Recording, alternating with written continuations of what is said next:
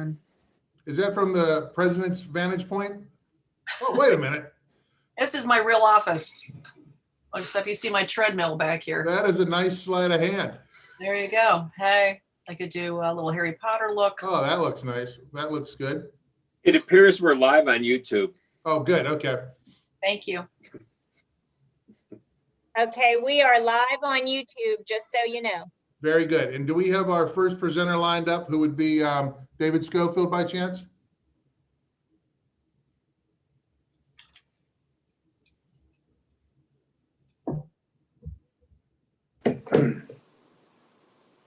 Hey, Jeff, would you announce what number is coming in? Yes, I will announce the number as well as the project name. Okay, because I can't find that information.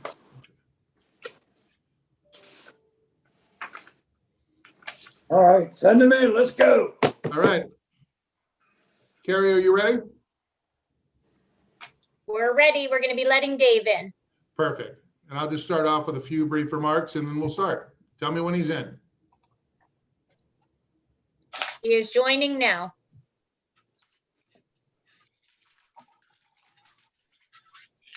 He is in. Perfect. Well, good afternoon, everyone. I'd like to welcome everyone to the 2020-2021 Washington County Local Share Process. As you can see, this year we are doing it virtually to ensure that our presenters, committee, and the public is safe in following all mitigation efforts. This year, the Department of Community and Economic Development has allocated $6.6 million for us to recommend to the Washington County Commissioners.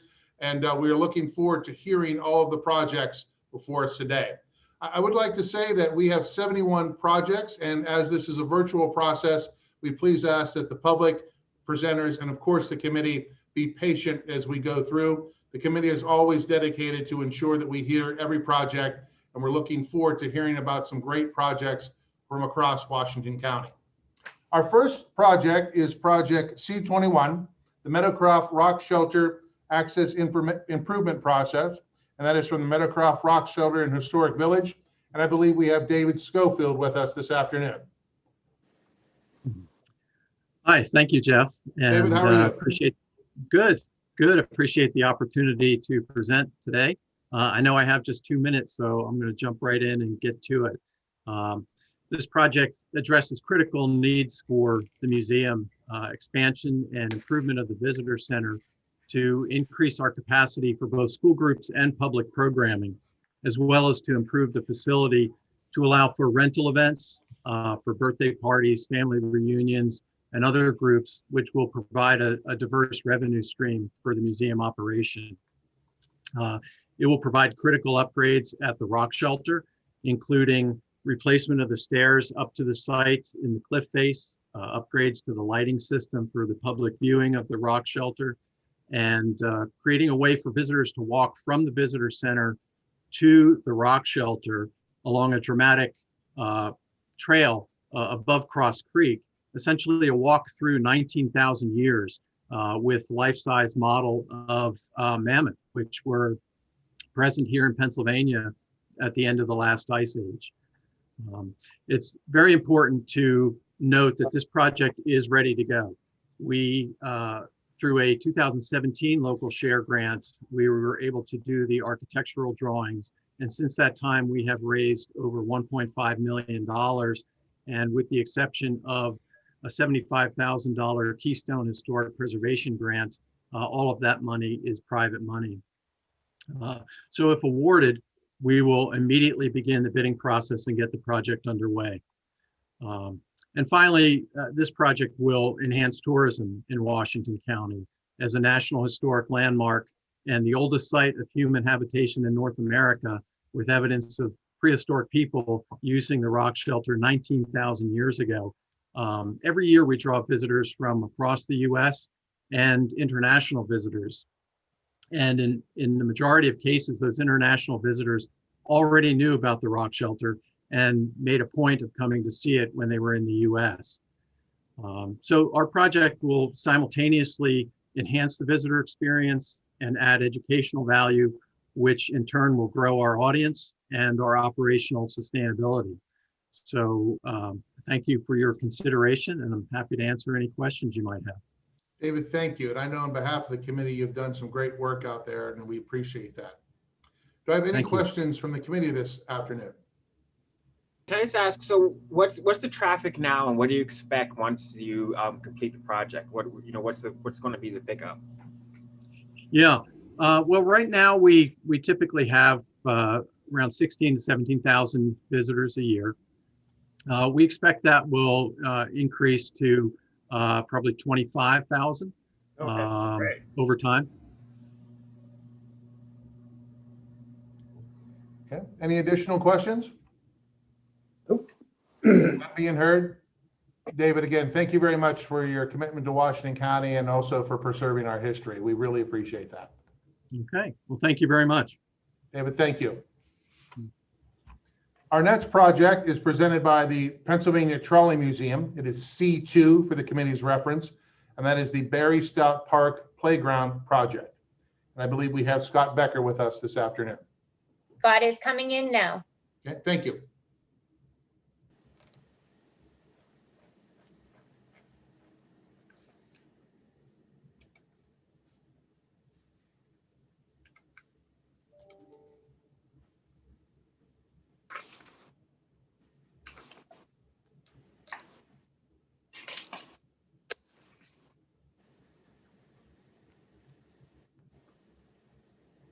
Scott, you're on and you can go ahead.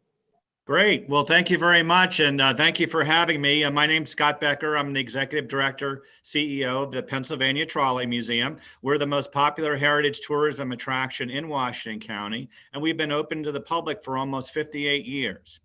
Our need is that the museum wants to be a more family-friendly attraction and to broaden our visitor appeal. And our solution to that need is to construct Barry Stout Park. And that's a playground, park, and outdoor event center. It's going to be accessible to children with special needs, and the park will serve as a special remembrance to the late J. Barry Stout, who did so much for Washington County as our long-serving senator.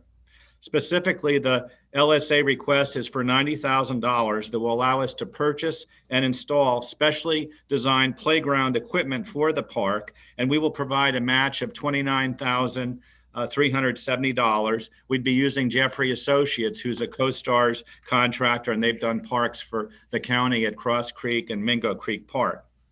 We have raised funds to do the basic infrastructure work for the park, but we do not have the funding for the playground equipment itself. And Barry Stout Park would make the museum a much more family-friendly attraction. It's the last piece of a very large development. We're building a new Welcome and Education Center, Trolley Street, and parking lot, and we plan to break ground in the very near future. So this is really one of the final pieces of the project that has not been funding. This funding would provide the museum with a valuable area that would focus on children, families, and events. Specifically, would make the museum more attractive to visitors on non-event days, building regular attendance and providing a venue for school events and other groups. It should be noted that the local share program has funded playground equipment for other projects over the years. So in summation, the overall project will position the museum as the finest trolley museum in the country and will be a tremendous asset for the residents of Washington County and for tourism development in the region. And I'd be happy to take any questions that you might have.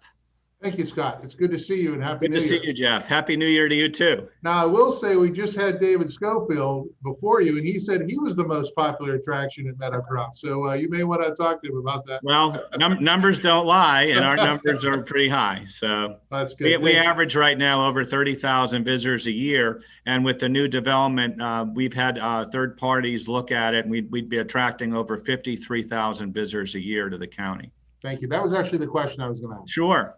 That's an important question. And heritage tourism is one of the most profitable part of the tourism industry in bringing in people for overnight hotel stays and restaurants, gas station purchases, that sort of thing. Very good. Do I hear any questions from the committee? Yeah, I Hey, have Scott. one. Go ahead, Mike. I'm looking at the monies the Chartiers receives from gaming and from Act 13. It's over 600,000. Have you approached them for any money for this project? I believe that that money is specifically set aside for their operations. We are not, as far as I know, we're not allowed to apply for money that the townships get. That's a separate situation. Is that correct, Jeff? It's entirely, I believe, up to Chartiers, Right. what they would like to do with those dollars, yes. Someplace to look for extra money. Okay, And I have a quick question. Is the park, so the park would be open to the public or those who attend to go to the trolley museum? It would be open to the public that attend the Trolley Museum. I will say that we partner with a number of groups such as Tickets for Kids, where we provide free admission. Tickets for Kids specializes in bringing in children from underserved neighborhoods. I have a Can quick we one. just- Please, Senator. Yes, hi, Cameron. Hey there. Nice to see you. Nice Happy to New see Year. you. Happy New Year. I like the backdrop on your video there. Thank you very much. It's a little quiet these days. Yeah. Just a quick question. I'm sure because it will be, you're hoping it will be named for Barry Stout. Yes. Has the Stout family reached out and said that they would like to sponsor this? Oh, yes. They've been very busy fundraising. In fact, the infrastructure work is being paid for by monies that they've raised. How much is that? It's over 120,000. That's part of your match, I guess. Yes. Mm-hmm. Wait, so the project is 119,000 in total, correct? Yes. Mm-hmm. And then they've raised 100? No, they've raised, the infrastructure is separate from this project. This is what we're looking at today. The budget today is just for the playground equipment and for the rubber surface below the playground equipment. So the infrastructure is a separate amount, and we've already are going ahead and doing that infrastructure work. Okay. As part of the overall project. Any additional questions? And where's the match coming from, Scott? It would be coming from donated funds, Tim. It is secure? Yes. Okay, Yep, thank you. absolutely. Yeah. So really, with the infrastructure work done, if we would get the LSA money, we could go ahead and purchase the playground equipment. It would be open for business when the rest of the project opens. And we're planning to open the rest of the project in the first quarter of next year. So the timing is very good for this funding. Any additional questions? None being heard. Scott, thank you so much for your time today, and Happy New Year. Happy New Year, Jeff. Thank you for inviting me today. I really appreciate it. It was good to see you. Take care. Thank you, everybody. Our next project is the Downtown Washington Small Business Technical Assistance Program, project number E3. And then we'll be welcoming Sarah Collier. And then the next project will also be from the Business District, the Downtown Washington Facade Improvement Program. We'll start with project E3 first. And we should have Sarah with us. Hi, good afternoon, everyone. Thank you for taking the time. Sarah, how are you? Hanging in there. How are you doing, Jeff? Doing very well, thank you. Good. I'm Hey, glad to hear please, it. please talk about the Downtown Washington Small Business Technical Assistance Program first. You'll have 2 minutes for that, and then we'll proceed directly then into the facade improvement program. Okay. The Small Business Technical Assistance Program is a new endeavor in Washington. The COVID crisis highlighted the need for more comprehensive small business support. When the crisis began, we quickly realized the gap in the existing services in the area. Pitt's Small Business Development Center is an excellent resource for folks who are looking to start a business. We've partnered with additional organizations who provide education, mentoring, and technical assistance for businesses that are stable and looking to grow. But lessons learned from the County Council on Economic Development's Main Street Emergency Loan showed that there's a segment of business owners who are in existence but are really struggling with some fundamental parts of business operations. So many businesses start because of an owner's passion for the product, but very few people start a barbecue restaurant because of a passion for cash flow analysis. We had applications for business owners whose credit was so poor they couldn't even qualify for the unconventional loans offered by organizations like WCCED. There were owners who had no accounting or record-keeping systems like QuickBooks, so they couldn't produce the financial statements required for the relief programs. And there were businesses that had minimal or non-existent online presence who really struggled to connect with customers when everything shifted to online. There were some businesses who had all of these problems. So this technical assistance proposal would allow us to connect struggling businesses with direct one-to-one technical support and services. We're working so hard in the downtown to increase our recruitment of businesses and fill some of these empty spaces. And if we, or as we are successful in getting folks here, we want to make sure that they are supported so that they not only stay, but thrive. Thank you, Sarah. Any questions from the committee? Yeah, I have. I just have a real simple question. As I read your project description, about 4 paragraphs down, it says we will contract with certified QuickBooks. We will find a partner. We will seek partnerships. Of any of that, has any of that been done? It hasn't been done yet, but we do have the partnerships in place and ready to They're go. lined up. Yes. Okay. That's my only question, because there was a lot of we wills in here, and I wanted to know if you were ready. Thank you, Mayor. Okay. Any other questions on this project for Sarah? Sarah, how is this different than, at least this, I understand it hasn't happened yet, but the stated goal of the W&J Business Incubator? I mean, isn't this essentially in a way the same thing? I guess I'm just confused by that. I am not, I think there might be some complementary services within this, but it would be programming that would be on the ground. My understanding is a lot of the target market for the business incubator is emerging new businesses, not folks who already have a brick and mortar presence and a couple of years worth of education under, or experience and operations under their belt. But I think that the incubator would be a terrific partner as we look to grow and expand the services, and that looks like a nice solution. Okay, thank you. Thank you, Representative. I just have a quick question. So what's the screening process with respect to, those who you will choose and those who will not? Just a quick summary on, on how we're going to choose, how you would choose folks to include in the program and those who would not. I think that our requirements would be a business that is located within the city boundaries, who has a brick and mortar presence and has a desire to be successful. If it becomes such an overwhelming rush to take advantage of the services, then we would put more parameters in place. But right now, I like the idea of being able to be open to those who need us. So we don't, I mean, they're not even enough, we don't have that many businesses that apply where you have to turn people down, basically. Is that where the point where we are? It's a non-existent program yet. This is asking for funding to start it. No, I'm saying, well, I apologize. So, but do you foresee those, that number of businesses coming in that you won't have to turn any down? I mean, do you think there'll be a critical mass there to perform these, to do this in Washington? I think at the beginning, yes, there will be a critical mass. But as we have improved our services and our communications with, we have a new business retention and expansion specialist working here in the city. And so he's able to catch people earlier and direct them to resources.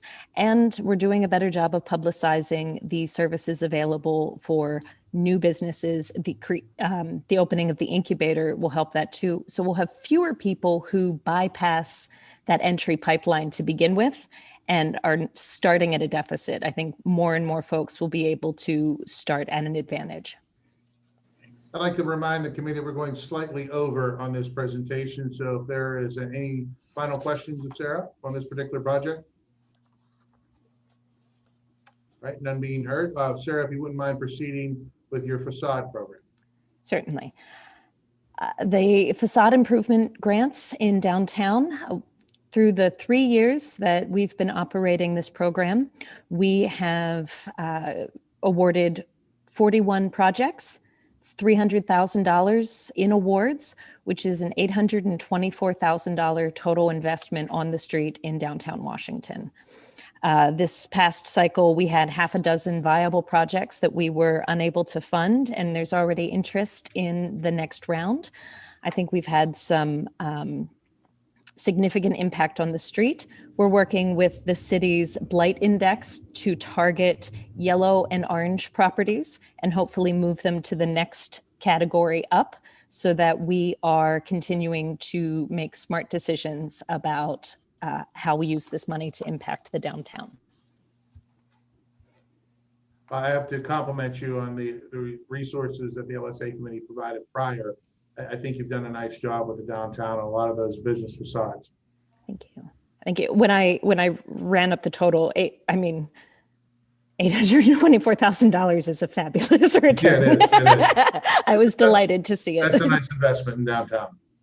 So, and yeah, thank you. Thank you so much. It's a really well-received program. We are streamlining the process as we go. Rob's been patient with me, but I think we are continuing to get better and more impactful.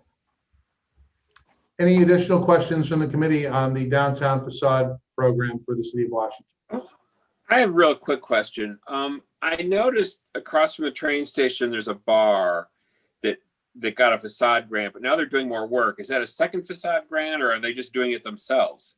They committed to, they did come back, and we did award them not what they had asked for, but we did contribute to the project because, Dan, you see this every day. I sit right here, but the change from the Main Street Brew House to the Main Street Brew House was highly impactful, and we wanted to encourage what they're still putting in, but I think they're putting in 3 times what the award was. It's a great improvement on the building, I gotta say. And, it has enabled the building next door has sold and is being renovated. The building 2 up from that was sold and is being renovated. And they've sat empty for as long as I've been here. Thank you. Any additional questions? Thank you, Dan. Any additional questions? None being heard. Sarah, thank you so much for your time today. We appreciate it. Thank you very much, everyone. Have a great afternoon. You too. Thank you very much. Bye. Our next project is the East Bethlehem Township Municipal Building Renovation Project. That is number P23. I believe we have Mary Ann with us from East Bethlehem Township. Hi, can you guys see me and hear me? How are you, Mary Ann? I'm good. How are you? It's good to see you. Good to see you. You know the routine. You have 2 minutes to present, then we'll ask you some questions. And thank you for joining us virtually today. Okay, thank you. First off, kudos to the entire staff of people you have behind this, emailing me, telling me to get in the room. It's crazy what we're doing, but it's working. Thank you for saying that. So this morning when I came to work, I had gone over my presentation, my packet, and I thought, this is one of the projects that is nearest and dearest to my heart that I've ever brought before you. Our parks are beautiful. Everything we've funded in this town is beautiful. But this project is number one of utmost importance to me personally for many reasons. And when I was asked by my board, do you want the engineer on it? Do you want this? No, I said, I want to do this myself.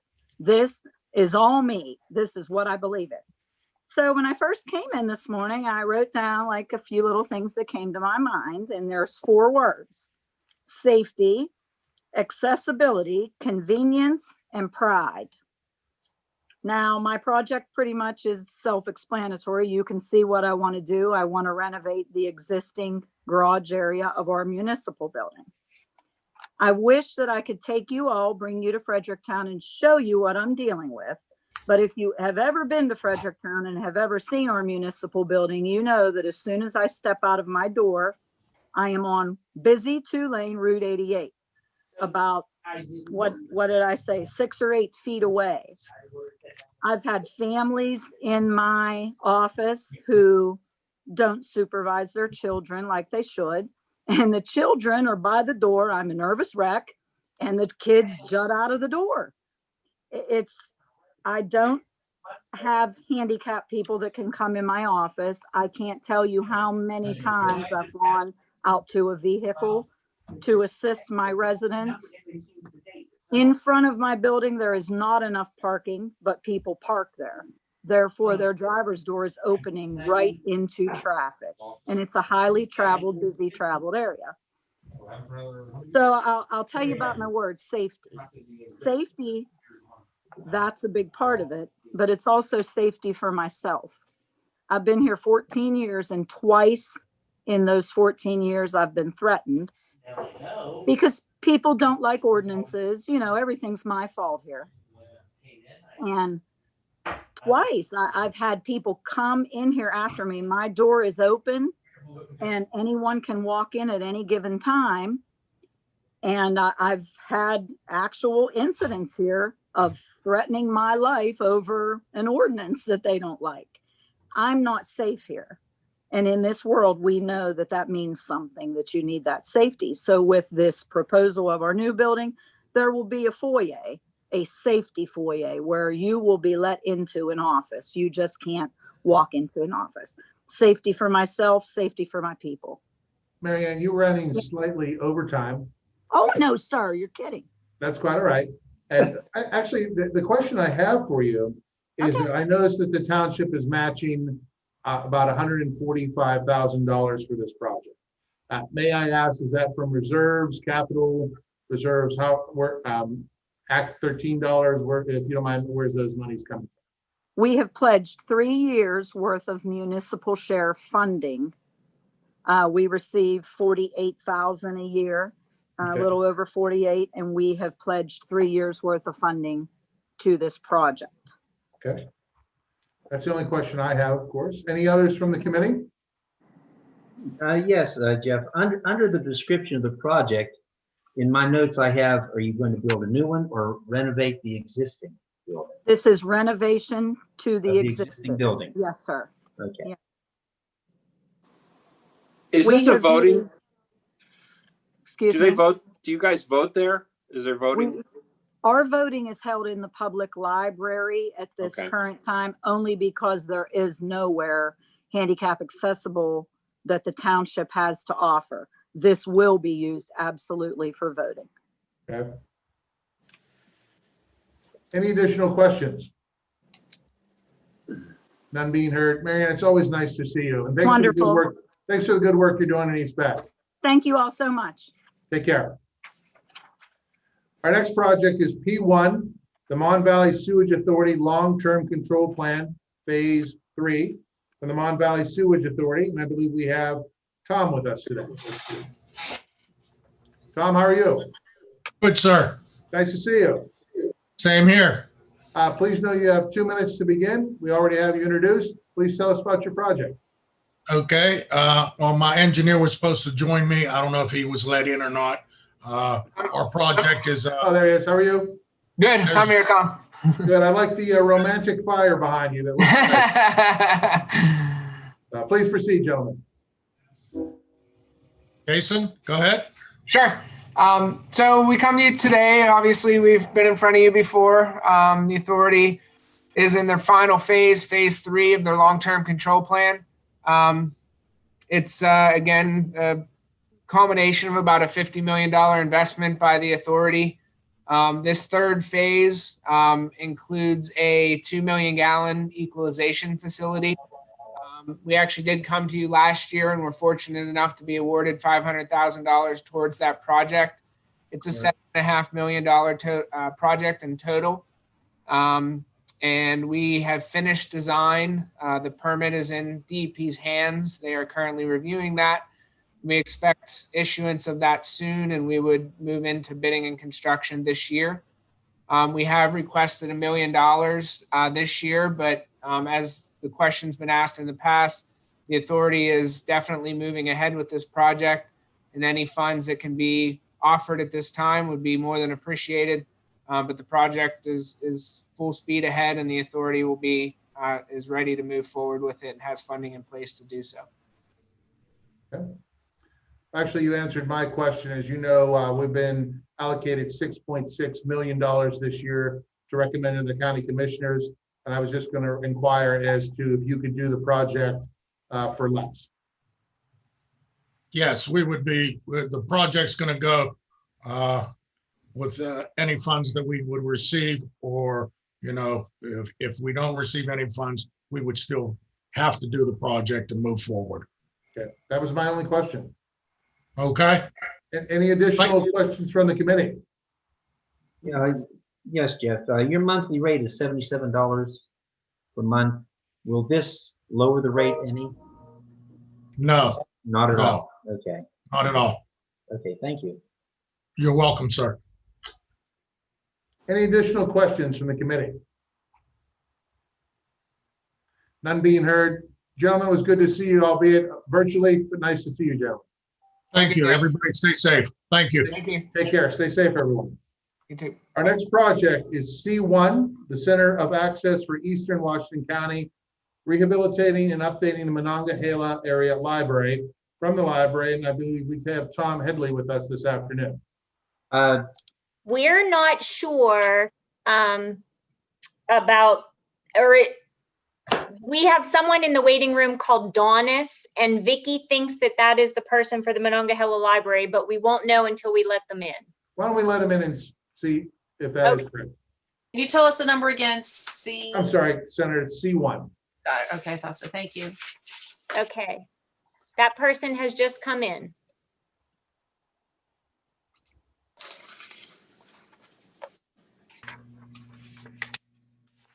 Is he live with us? Yes. Good afternoon. Are you with the Monongahela Library Project? Yes, Hey, I Tom. appreciate my name is Tom Headley. I'm Hi, on Tom. the How are you library doing? board. I appreciate the opportunity to speak with you today about our project to rehabilitate and upgrade the Monongahela Area Library. As I said, I'm Tom Headley. I'm a member of the board of the library. Our library, located on Main Street in Monongahela, serves 6 communities: Monongahela, New Eagle, Carroll Township, Nottingham Township, Union Township, and the borough of Finleyville. In addition to the traditional library functions, our building also serves as a community center, educational facility, and assistance destination for people of all ages. Pre-COVID, more than 30 programs each month were presented or hosted at the library. Total library patrons, including program attendees and computer users, increased from 23,700 in 2017 to 36,500 in 2018 and almost 38,000 in 2019. Obviously, numbers from 2020 are meaningless because of the COVID situation. Our building was constructed in 1988 and has not been updated or rehabilitated in more than 30 years. Repairs and upgrades are necessary to meet current ADA, fire safety, and other government requirements. Critical needs include a properly functioning heating and air conditioning system. There are no windows in the building to open to provide ventilation. Efficient functioning heating HVAC is vital to cool the space in the summer and to transfer air throughout the building on other seasons, especially with the COVID situation. Our restrooms are not handicap accessible, do not meet ADA standards, and need to be upgraded. Our outside concrete steps, railings, and access ramps are deteriorating, creating a safety hazard for our patrons. Our community meeting space is in need of upgrades and modern audiovisual equipment to better serve our clients. The library does not have the financial resources to handle the cost of these upgrades. The Monongahela Area Library appreciates the LSA Review Committee's consideration of our request for an $84,000 LSA grant. You have copies of our letters of support from the local government, from our state representative, and from the state senator. Our library does have the $15,000 match funds available to meet the match requirements. I thank you for your attention. I would be pleased to answer any questions you might have. Tom, thank you for the nice presentation. Do we hear any questions from Senator? Sure, that is a voting place as well, correct, Tom? Correct. Not this past year because of the COVID requirements. we did not meet the standards for Washington County, but it normally is a voting location. It also is a distribution location for the summer lunch program for the Ringgold High School. And do you guys do a lot of programs with the school district? Do you get a lot of kids in there from the school? Yes, the school does not, Ringgold does not have a library in the high school or any of the middle schools anymore. And we're directly across from the Catholic school. So it's a resource that the Catholic school uses as well. Thank you. But Tom, are you getting any funding from the school district because the kids there use the library? Currently, we get no funding at all from Ringgold, but we have plans to approach them to see if they will not step up and provide some funding. It's been some time since they provided any funding to the library, though. Am I correct? That's correct. I can't say for sure, but it's been more than 5 years. Many years. Thanks. Any additional questions? Just one more, Jeff. Have you received any money from the city of Monongahela from their Act 13 or for their gaming? I'm not sure what the Act 13 money Act is. 13 is the gas leases. We get an appropriation from the city of Monongahela. Last year, it was $18,000. So that we get good support from the city of Monongahela and support as well from New Eagle and Carroll Township. Terrific. Thank you. If you needed to phase this project, what would you say on your list is the most important aspect? Well, it would depend how much funding we got, but the most important thing is the heating and air conditioning system, because without a properly functioning air conditioning system and no ability to open windows or get ventilation in the building, it's very difficult to operate in the summer. If it's very hot, we would probably have to shut down. So that would be number one. And number two would be the bathrooms. You have estimates? Yes, there should be attached to the application an estimate from Kulik and George Architects. The total project is estimated, the construction budget would be $91,000. The engineering fees and permits would be another $8,000. So the total would be $99,000 for the project. And we're requesting $84,000 and we would supply $15,000.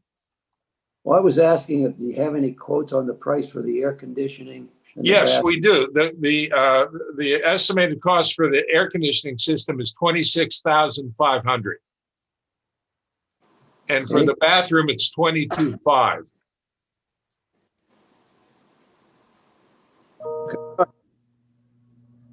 Any additional questions? None being heard. Tom, thank you very much for your presentation. You did a nice job this afternoon. Okay, thank you for your attention. Take care. Bye-bye. Our next project is the South Franklin Township, Washington County Airport and Route 18, Chartiers Creek Watershed Sanitary Sewer Project, South Franklin Township, and I believe we have Ken Howard and perhaps Tyler Link with us this afternoon. That is P11 for the committee's reference. We have Kevin and Tyler joining the session for this one. Hey, good afternoon. Oh, hi, everybody. We should have everyone on here. All our supervisors on here should be as well. Bill Klein, Kelly Orlowski, and Bob Liebhardt. Oh, hold on one second. I have some people in the waiting room. So Bill Klein is someone? Yes. And who else did you say? Kelly Orlowski. Okay. And Robert Liebhardt. Okay. I just let all of those people in. Okay, great. They should be joining us here then, because I lost everybody else.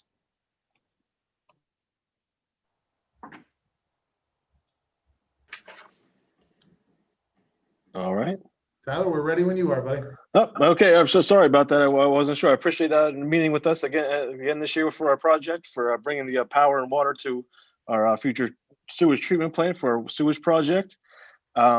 We've continued to come back to you guys, here in the past and again in the future. We just want you to know that any grants that we get this year from you guys will not impact any grants that we get in the future. So we appreciate any accommodation you guys can have for our future sewage projects. And really, other than that, we just want to thank you. And I want to pass it over to Kevin and Ken for more of the technical aspects of that.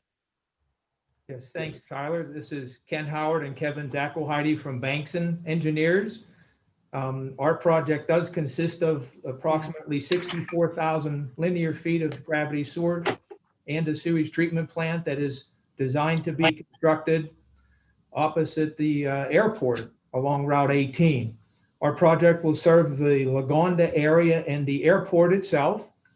And we have our documents submitted to DEP and the County Conservation District and have been in there for quite some time. So we expect to have our permits in hand within the next month or two for the construction of these facilities. So anything that your board can do to help us to fund the extension of three-phase power to our treatment plant site and an extension of the city water, public water service to that site would be greatly appreciated.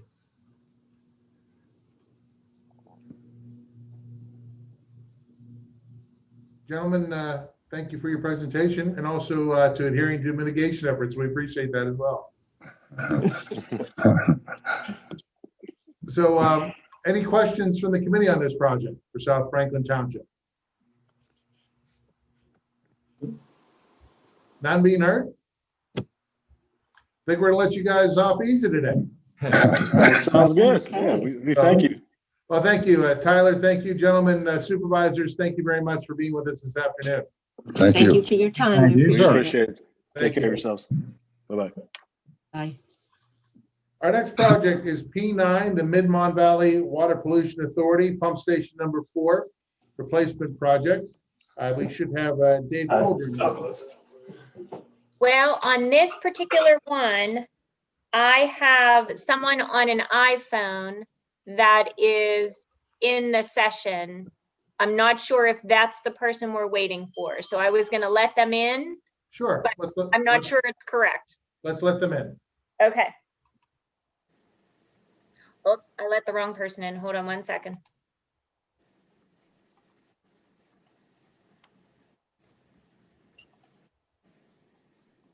Okay, the iPhone is coming in. Let me know when they're on. They're connecting. They should be good. Perfect. Good afternoon. Are you with the Mid-Mon Valley Water Pollution Authority? I am, yes. This is Dave Coldren with KLH. Hi, David. How are you? Good. How are you? Good. We have the entire LSA committee online, ready to hear your presentation concerning the pump station number 4 replacement project. Please proceed when you're ready. All right. Thank you. So, yes, this is the Mid-Mon Valley Water Pollution Control Authority's project. They are a 7-member board. They provide sanitary sewer service to the boroughs of Elko, Roscoe, Stockdale, and Allenport.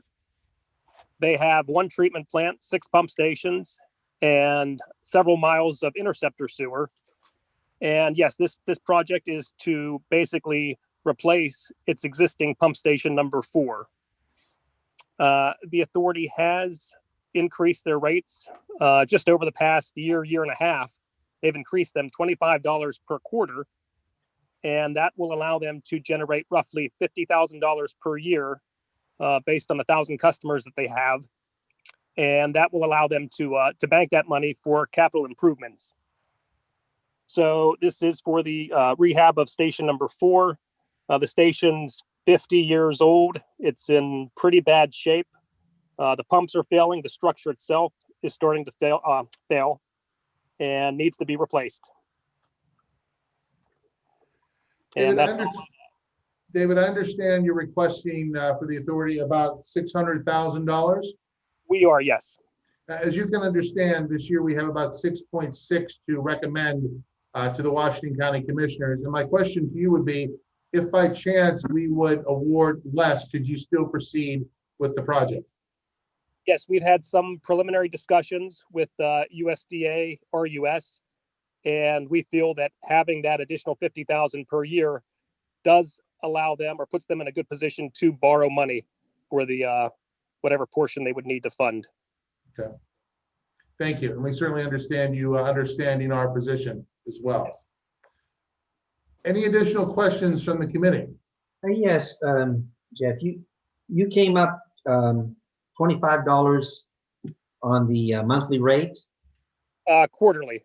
Quarterly, okay. It was $43 before, correct? It is $43 currently. Okay. And how many EDUs, just roughly? 1,000.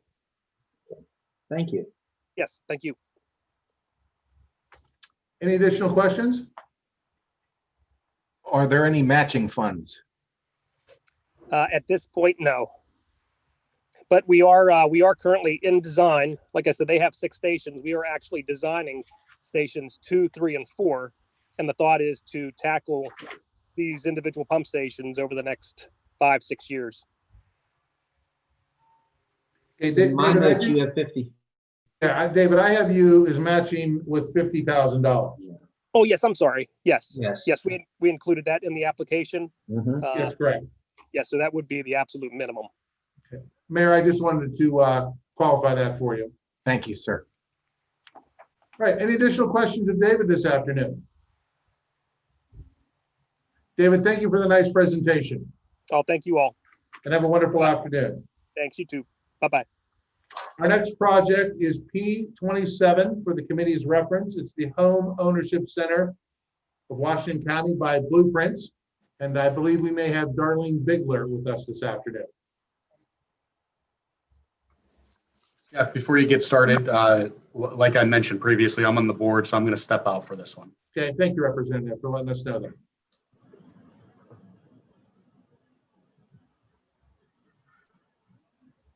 Darlene, you're in. Okay, thanks. Hello, everybody. Darn, how are you? Hi, Darlene. Good. Very nice to see you. And you? We have you down for the Home Ownership Center of Washington County. And Yes. I think you know the drill. We'll give you 2 minutes to present. Please start when you're ready. Okay, thank you. So we appreciate this opportunity to talk about Blueprints Home Ownership Center. We are requesting $100,000 through the LSA to continue our efforts. And I supplied a handout, a one-page handout. I don't know if you all were able to receive that, but I'll just kind of highlight some things from it. So we are grateful that the LSA has supported us since 2014. And since 2014, you have provided us with $475,000, which has really helped us accomplish a great deal. One of the things that we've done is we matched your LSA dollars with over $1 million additional funds that we leveraged, so that every dollar that you've provided us, we have leveraged with an additional $2.18. So since the inception of the Home Ownership Center, we have had 877 successes. And what I mean by that is we've helped Washington County residents buy 304 homes, and we have helped 573 Washington County residents overcome a mortgage foreclosure. So altogether, we've helped 877 people, or I should say really households. And that means that your investment of LSA dollars, each one of the outcomes that we've accomplished has cost you $485. So I think that's a pretty good deal. We, during the pandemic, very quickly pivoted to virtual services. And believe it or not, in 2020 through the pandemic, we helped 58 people purchase their first home.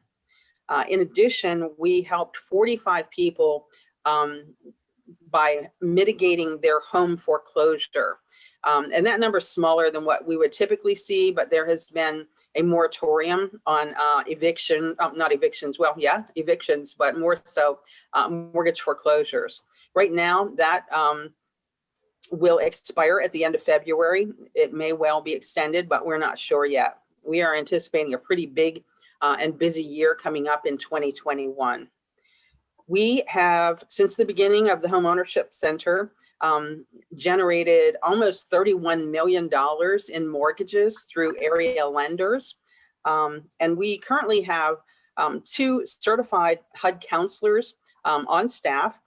We've hired a third who is in training. It's a pretty rigorous certification because, as I said, we do anticipate a lot more business in the upcoming year due to the pandemic, unfortunately. So typically we highlight one of our homeowners for you. This year we thought we would highlight one of our mortgage foreclosure mitigations. So John Hill is a gentleman, an EMT in our community since the 1990s. And when the pandemic hit, his hours were cut and he got behind on his mortgage. So by September, he was in touch with us. He was more than $4,000 behind on his mortgage, and his bank is intended on foreclosing. Fortunately, we were able to help him out by applying $4,000 in federal CARES funds that we were able to generate, which helped him bring his mortgage current. We also worked with him to put together a household budget and begin an emergency savings account. So should he get into the situation again, he can really, fend for himself. He has a backup plan. So in essence, that's what we've been doing at the Home Ownership Center. Again, we really appreciate your support. We couldn't do it without you. So I'm happy to answer any questions you might have. Thank you for the good presentation, Darlene, and all the good work you've been doing with this program. Thank you. Any questions from the committee? Just one on going forward. I mean, we know that the moratorium has been on for almost a year and a couple of months now. Do you see that, once that's lifted, is it going to be an all, are you guys prepared? Do you think are you prepared for the rash that's going to come in when that does occur?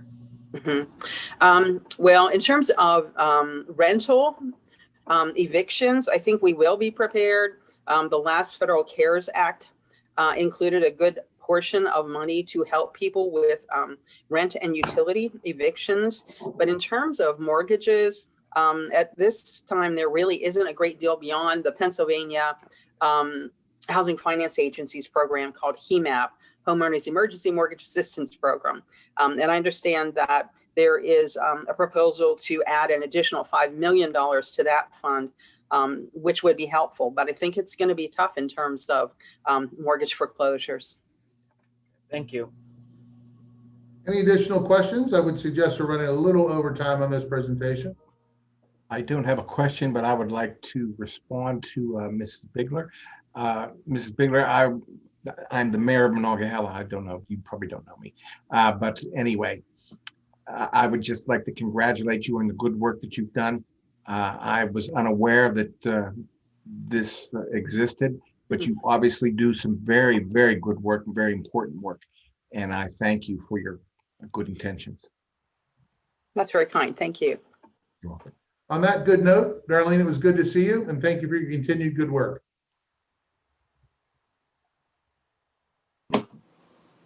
Thank you. Thank you, Darlene. Thanks, everyone. Thank you for your good work. Appreciate it. Thank you. Bye-bye. Thank you. Our next project comes from South Strabane Township. It's the Manifold Road Stream Bank Project, number P29 for the committee's reference. And I believe we may have Brandon Stanek with us this afternoon. Brandon and Sarah are both joining now. Very good. Thank you. Hello, all. Brandon, how are you? I'm very well. How are you? Happy New Year to you. Happy New Year. I think you're the only man I've seen recently with a suit on. Oh. What else are they wearing these days? I'm glad you're doing it, buddy. I'm glad you're doing it. But we're looking forward to hearing about the Manifold project. Sure, excellent, and thank you to you in the committee and having Sarah and I on the Zoom video to help us communicate what we're looking for and the need that we have. So, so the overview of the project is that in South Strabane, we are seeking funding, $150,000 in funding to help a stream bank restoration project along Manifold Road. And sort of starting the beginning is that in South Strabane, we have had ongoing growth and development, which has created what we call in the MS4 in the stormwater world, an urbanized area. So that we now have more responsibilities with our waterways and with our stormwater management than we had maybe 30, 40 years ago. So that is the reason we're in front of you now, is to help us and get assistance to successfully accomplish some of these requirements. And these requirements trickle down to what they call our MS4. And it mandates the township to implement, we also call a pollution reduction plan. Now, pollution, we're not talking necessarily, in our case, about any kind of metals or any kind of illegal illicit substances, but what we're talking about is sediment. The stuff that is the material that is already in the streams that does accumulate over time and creates issues. This project here, the Manifold Stream Bank Restoration Project, is one of 6 projects that we have in our MS4 program. And all of those projects are that we've identified help us reduce that sediment in the streams, which all lead to Chartiers Creek. This particular location along Manifold, we have an area here that floods, which impacts and burdens the local businesses. One in particular, SMS Group, I think they've spent close to $850,000, $900,000 in the last couple of years to help address and sort of remodel and clean up. So to us, this became a priority because of a local business in town that is suffering from the effects of a stream that has eroded and incised and could use some assistance. So this allows the township to be a proactive participant with the county's planning commission also in the Chartiers Creek Flood Reduction Project. So this sort of also touches that and checks that boxes where we are being proactive as a participant in that project to help seek for local funding to get a project accomplished in our own jurisdiction that would apply to the greater good. It also, we have a plan, Sarah and I, we also have a plan to help use this as an educational element for municipalities and the public to sort of start communicating practical ways to perform stormwater improvements and to educate the community on the importance of that. So in turning my page, we anticipate several results with this project. We have a stream bank restoration here that with this project, we will remove over 63,000 pounds of sediment per year on an ongoing basis. And that attributes about 18% of our pollution reduction rate that we need to accomplish within our MS4 permit period, which is a 5-year permit period. The conveyance of stormwater runoff, the improvements will help reduce the actual and the potential for flooding and will lessen that financial burden on impact to neighboring properties and businesses that can still remain in the township and still call Washington County home. And then the educational opportunities with this are two-part, like I mentioned before. From a municipal perspective, we can brag and we can show how others a practical application of how to reduce the sediment. And so if we all put our minds together, we are able to accomplish these requirements, I think, in a better fashion. It's no longer a mystery. And the public, of course, we continue to educate the public on our websites and newsletters and whatnot about the importance of managing stormwater runoff. And Brandon, I do apologize for going slightly over. Okay. If you wouldn't mind, just a few moments to wrap it up. Sure thing. Sure thing. Thank you. So the idea with this project is its benefits are not just to South Strabane, not just to the county, but to the entire watershed region. We are requesting $150,000 from this program. We have $150,750 reserved in our capital improvement as part of the township portion. And we also have applied for several grants. And one of the grants that we have pending now in front of us is a DEP grant, $300,000 for watershed restoration project. So this help with the county LSA program will help us get to the finish line. Thank you. Thanks for the nice presentation. Thank you. Do we have any questions from the committee on this project? Just one quick one. Oh, go ahead. Go ahead. Please.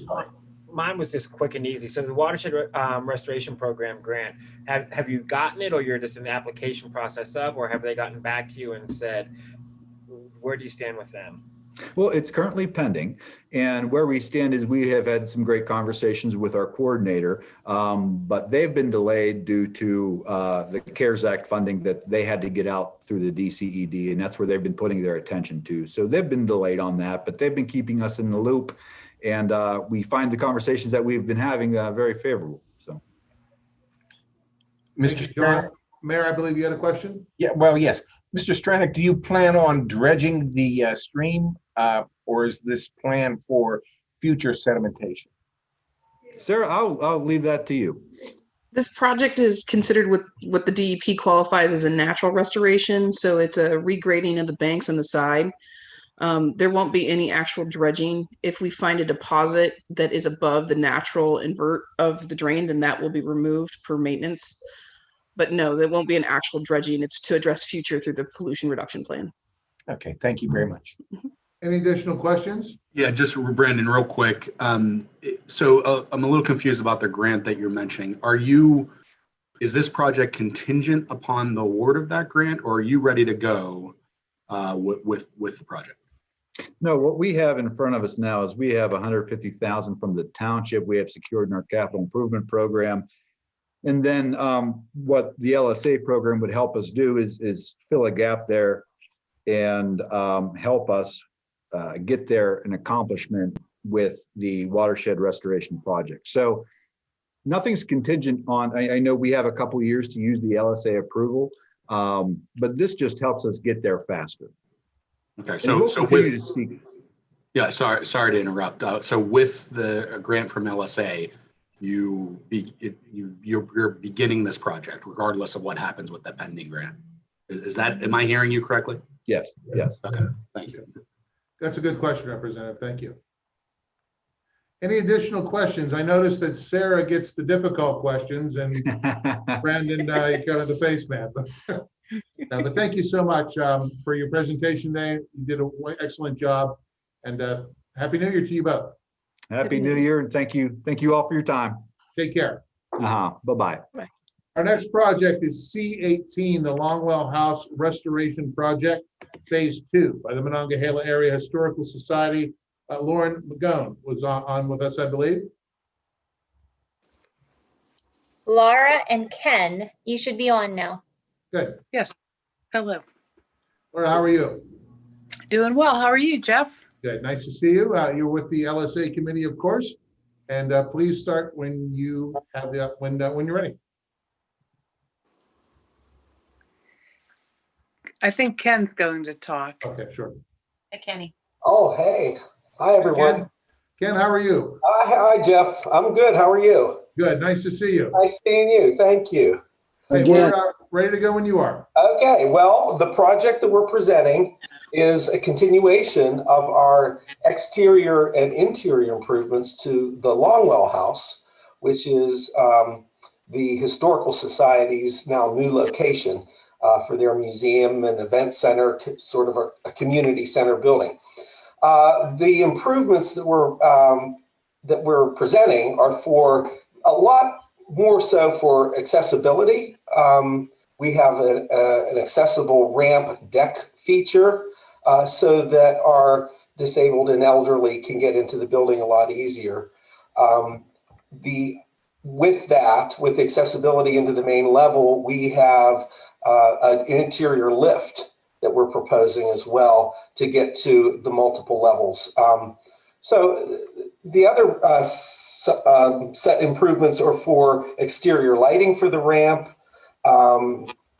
the basement access stair, improvement for the basement access, front door replacement and side lights, some improvements for the insulation of the building, chimney liners, HVAC units. And it's good to note that the Historical Society has been continuing to make improvements and with their own money on this project. Some small improvements like they recently repointed the 4 chimneys, did a beautiful job with that. Some concrete work in the front of the building. So they're still continuing to put their skin in the game as well. But some of the bigger ticket items in this, we certainly need the help with. Okay.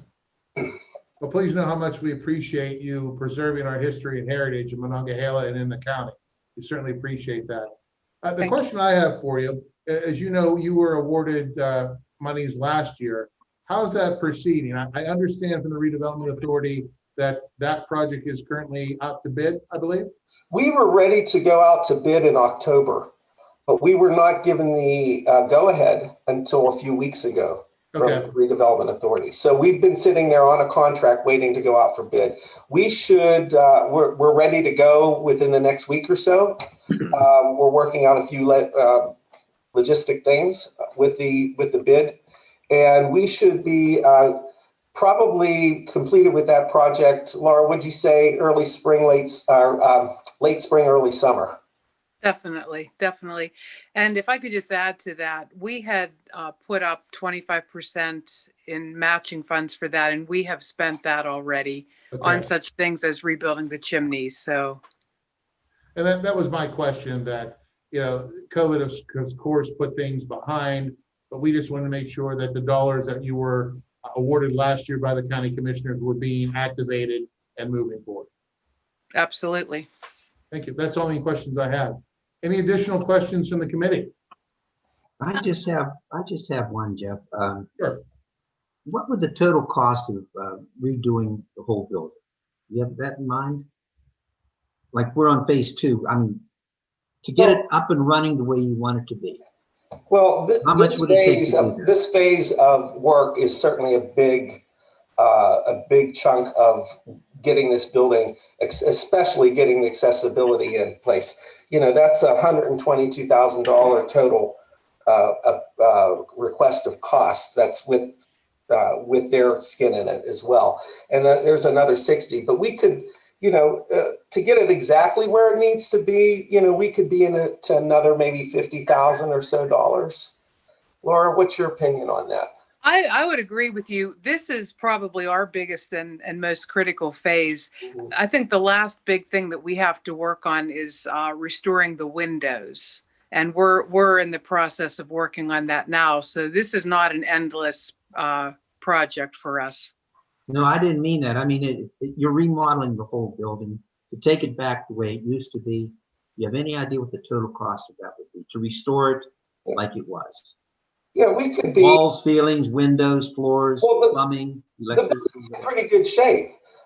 We got a good report on the windows as well, and but we still have some research to do on that.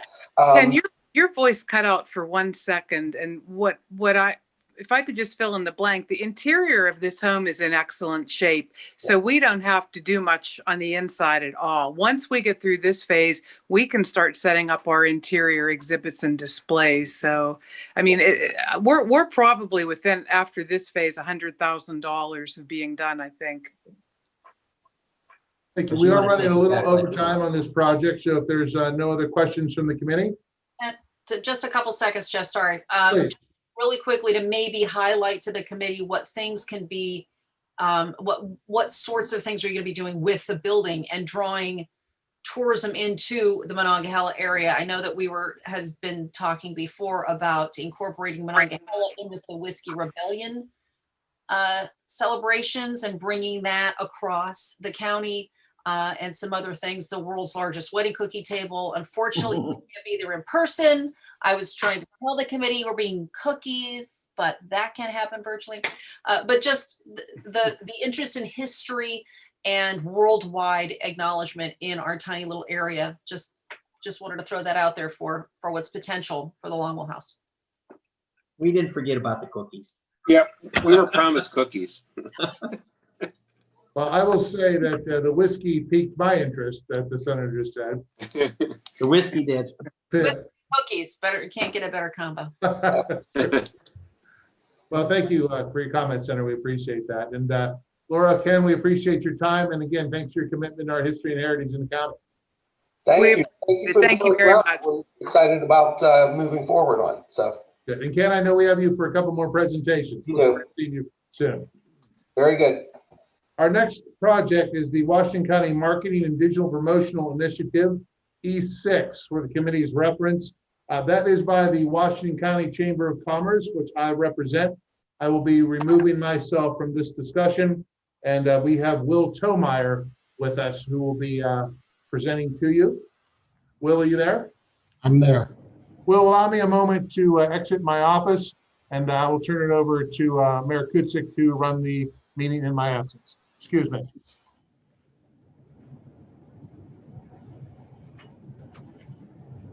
I will. How are you, Mayor? Okay, I'm here. Hey, Will. Hey, Senator, how are you? I think he's out of the room now. Yeah, he's out of there. Okay, Will. I'm sure we're all familiar with this, but go ahead. Okay, thank you, Mayor. Good afternoon, and thank you all for allowing me the opportunity to highlight our Washington County Chamber of Commerce LSA project, the Washington County Marketing and Digital Promotion Initiative. As many of you know, for more than 20 years, the Chamber has partnered with Washington County to coordinate the county's economic development and marketing efforts through a public-private partnership. As we continue this successful partnership moving into our 22nd year, we seek LSA funding to help leverage our existing marketing and promotions budget to increase the scope and reach of these efforts. Through the local share project, we will continue to offer a business assistance and demographics websites for both Indigenous and prospective companies, comprehensive economic development marketing campaigns, including out-of-home, print, digital, and artificially intelligence-powered customer identification and automated marketing efforts that our guy Chase has been working on. We also provide promotion and presence for Washington County at trade shows, conferences, both virtually and in person when appropriate, host and sponsor events that promote the leading industries in Washington County, host prospect companies, developers, and site selection professionals to familiarize them with the county and our many available sites and assets, host our annual Washington County State of the Economy event, continue our business outreach program, which touches more than 100 companies annually, and maintain our subscriptions to CoStar and Prospector to allow us to provide information for prospective companies on available real estate and county demographics.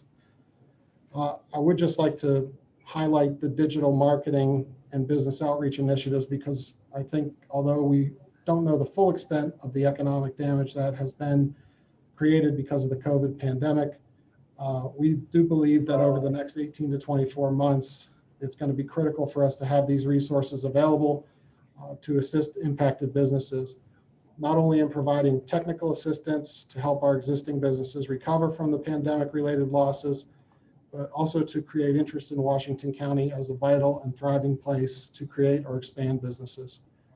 We see both of these efforts as critical to maintaining our existing jobs and continuing to create new jobs and opportunities for our residents. You want to wind it up, Bill? Yeah, that's basically a broad overview of the program. So I want to thank you all again for the opportunity. And if you have any questions, I'm happy to answer them. Any questions? I've got some questions, please. Hey, Will. Hi. Hello. Just to sort of wrap my head around this, because again, over years we've seen, where the board is not likely to keep giving the same, amount to the same organization multiple times. Mm-hmm. And I know that last year, I think the same number was requested. I don't know, Mike, you're gonna correct me, I'm sure. But it was considered tourism. And then I think, it just kind of going back and forth. It's either tourism or it's chamber or it's chamber or it's tourism. So I just wanted to find out what the difference is between the two, but I have a couple more questions here. Now with COVID, we know that, so many things were completely shut down. We didn't have conventions. We didn't have vendor shows, trade shows, all of those things. So with a virtual trade show, how is the cost? Help me understand how the cost is $70,500 for a virtual trade show. I don't understand how that cost is so high. Well, all right. So first of all, the Chamber of Tourism are like sister companies. They're both nonprofits organized separately under the law, the nonprofit law.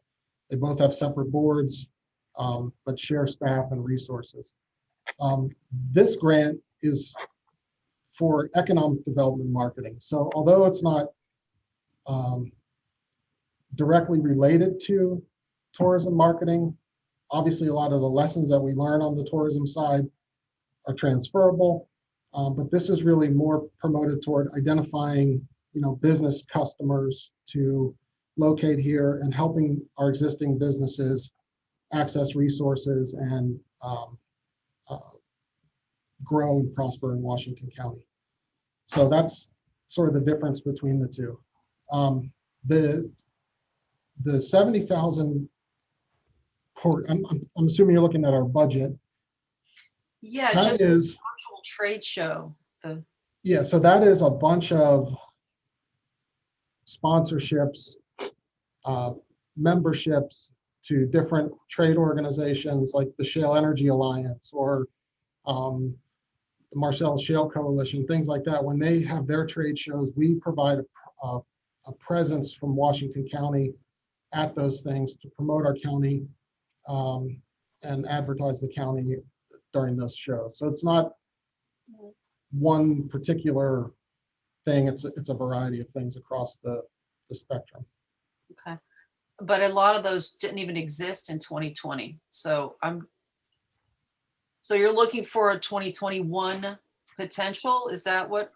Right. I mean, if this grant is awarded, then we would access the funds, you know, in late 2021.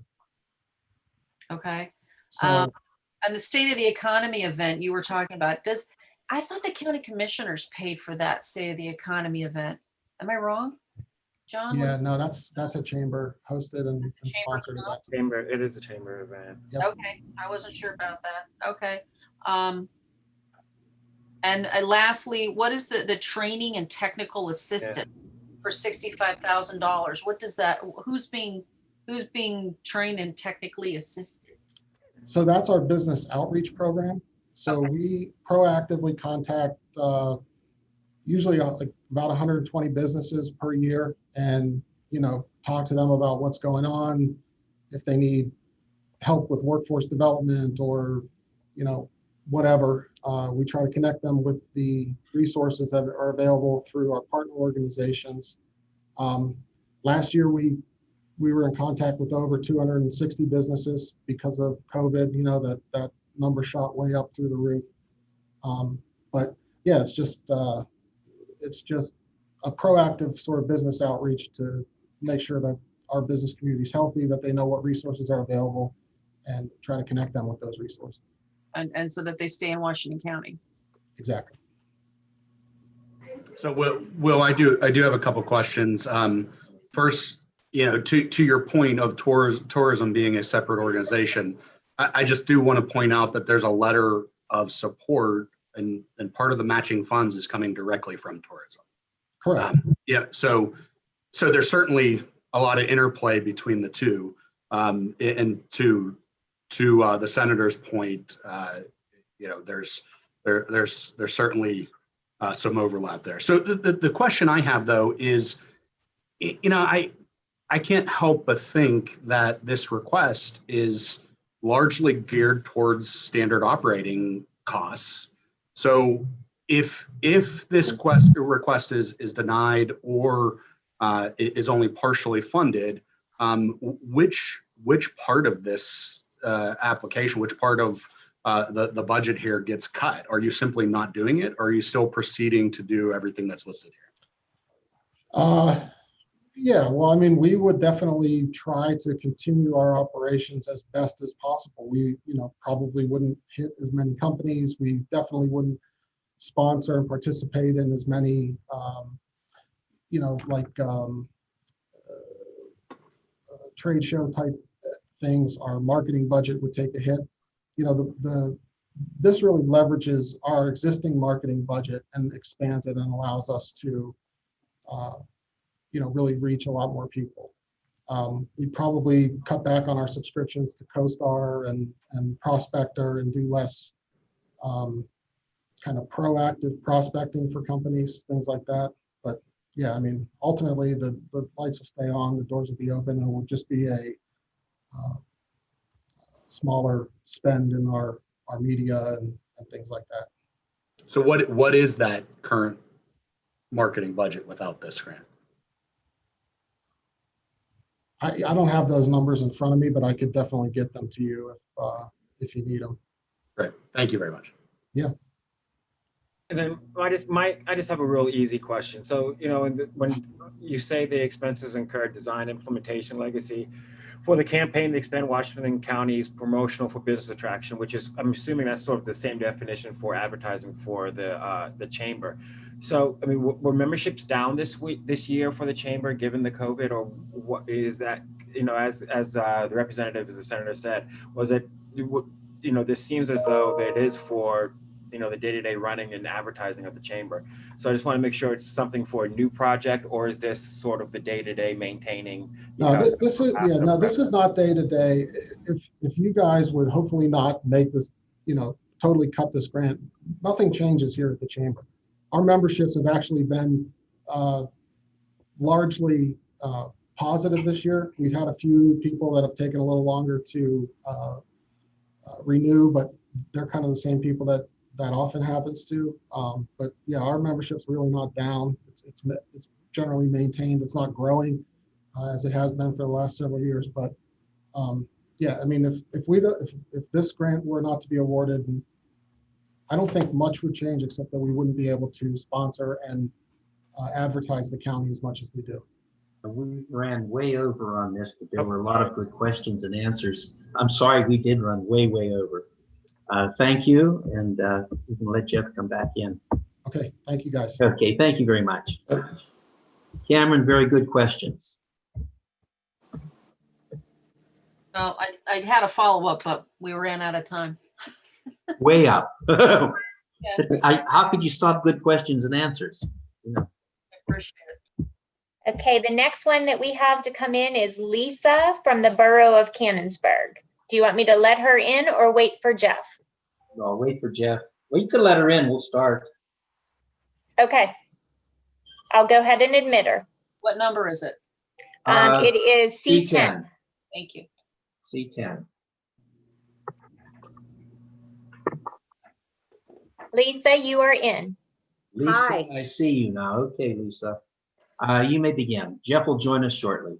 Okay, thank you. Well, thank you for this opportunity. I appreciate it. My name is Lisa Scarmese. I'm the Director of Economic Development for the town of Cannonsburg. And I'm here on behalf of the borough requesting an LSA grant in the amount of $62,500 for our facade improvement program. The program is a one-to-one matching grant, which would be up to $10,000, with 50% of the investment provided by the private business owner or building owner. With the LSA grant, this would allow us an investment of $125,000 to be brought into our downtown business district. Our program will mirror the highly successful Mon Valley Regional Chamber of Commerce program. I've had discussions and reviewed in detail with Leanna Spada, their program, who is the executive director of that organization. In addition to the possible LSA program and grant, we've also secured monies from the Cannonsburg Greater Economic Development Group and also the Cannonsburg Renaissance Group for additional support and investment in our downtown area. Since the submission of our application, we have had an additional 3 business and building owners contacting me to take part in this program. And we are now up to 11 people interested in taking part in the facade program. Our town is on a forward direction. Over the past 6 months, we've had 4 buildings that have stood vacant for years purchased, and the new owners are now doing renovations to support and bring new business into town. We're adding additional parking in town for the new business. We've had private investment of approximately $10 million in town between ARC and also the Scarmese Homes project. We have an additional 70 plus employees now in our business district. We are welcoming Chico Bocello into town, who will be located in our ARC building. And we're also working with other new possible tenants in some of these buildings that will be coming available in the spring. So as you can see, we've made a lot of progress in the past 6 months, and we have a very committed and involved community and council. And Lisa, with the addition, we're running out of the 2 minutes. Would you finish? Oh, I'm okay. So all I would like to say is with this LSA grant, it would help us to continue this momentum that we have going right now. Any questions for Lisa? Hey, Lisa, I have a quick question. This is Tim O'Neill. Hi, Tim. First off, you being in the position you're in, I think you're doing a wonderful job for the borough. Thank you. And my question is just really around the requirements to apply. Yes. Are we saying, businesses along Pike Street? What are the requirements of who's eligible to apply for? Yes, well, the businesses will be in the central business district. I have outlined and I think included in your packet where the parameters are. So it is the 2-block area between Greenside and Jefferson Avenue. And then we're going down 1 block on Central and Jefferson, because as you know, we have those new developments on Central, the Bar Association, the winery, and we feel that's a very vital part of our downtown as we try to expand it from those 2 blocks. Great. Thank you. I just didn't scroll far enough down in the packet. So. Yes. Thank you. Lisa, the matching fund of 62.5, is that secured? It will be provided, the matching funds will be provided by the business owner. So if they apply for $10,000, they will be providing $5,000 and the LSA grant will be providing $5,000. Okay, all right, thank you. Any other questions for Lisa? Just one quick one. So you said that there were 11 businesses, you said that were ready to go? Yes. So you're Yes, we have a list. We're going to run out of money soon. Yeah, so you're up 3 from what you have already on the application then? Yes. Because you did 8 on the application, but now you're up to 3. Is that correct?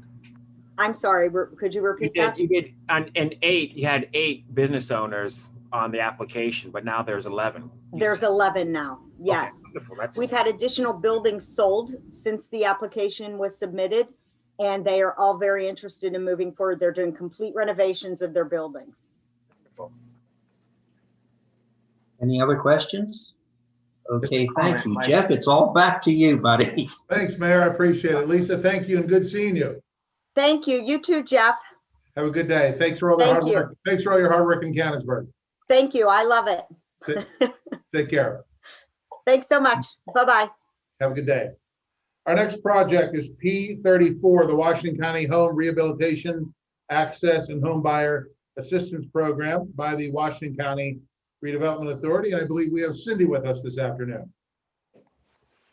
Hello, how are you? Cindy, how are you? Good to see you. Good, thank you. Go ahead and get started. Yes, please proceed. Okay. Well, hello, everyone. My name is Cindy Linville. I'm with the Redevelopment Authority. I'm the Home Improvement Director. And I'm here regarding our application for funding of 3 housing programs. The first is our countywide home rehab program. This program began in 1994. It assists residents who own and occupy a house in the county with home repairs. And some of the work that we can do are correct code deficiencies, address lead hazards, and increase energy efficiency, as well as just any general repairs that need to be done. Last year, we were able to renovate 24 houses, and they were located in 22 different municipalities. Our Access program began in 2005, and this program provides home modifications to residents who have a permanent physical disability. And since the inception of the program, we have modified over 90 houses, which helps people with access into and out of their homes and throughout the home, and then also with activities of daily living, such as bathing and cooking and things of that nature. This program enables people to remain in their homes for a longer period of time and not be forced to go into an assisted living situation. Our homebuyer assistance program is for first-time homebuyers. It provides down payment assistance as well as home rehab. People who qualify may purchase an existing home in the county. It cannot be used for new construction. And since the inception of this program in the year 2000, over 100 individuals and families have realized their dream of being a homeowner for the first time. All three programs maintain the housing stock and the tax base. They benefit the local economy, as well as being a direct benefit to the individual resident who receives assistance. Over the last several years, your assistance has provided 168 residents and households with affordable housing and a better quality of life. So on their behalf and the Redevelopment Authority and just all the residents of the county, I'd like to thank you for your past support and request, additional funding for these very worthwhile programs. There were some pictures that I believe were emailed to you. That's correct. Yep. Access. And does anyone have any questions? Thank you, Cindy, Hi. they're not making you present it from outside, are they? No, you know what? It looks like you're outside. I'm standing in front of a window. There's a bit of clutter in my office, so. Okay. You actually look like you're in the public meeting room. Oh, okay. No, I'm actually on the inside of my office. Okay. So. I will just say, I really like this. I think that this program you can do a great job with this program. This is one of the ones that I really think that helps a lot of folks in the community get to that next step. So Thank you. I just like it. I wanted to say. Thank you. I appreciate that. Any additional questions of Cindy? Just a comment. I also believe this is a very worthwhile endeavor. Great. Thank you. You did a very good job. Thank you. Thank you. We have a good staff and we have a great staff and it is a great program. All of them are great programs. So I'm proud to work with them. Thank you, Brenda. Thank you. Well, on that kind note from the mayor, Cindy, we appreciate you being with us this afternoon. Okay. Everybody have a good day. Take care. You too. Okay. Thank you for your time. Our next project is P33, the Tudor Library Expansion Project by the Literacy Council of Southwestern Pennsylvania. And I believe we have Brandy Miller with us this afternoon. Brandy and Chris are joining you. Good.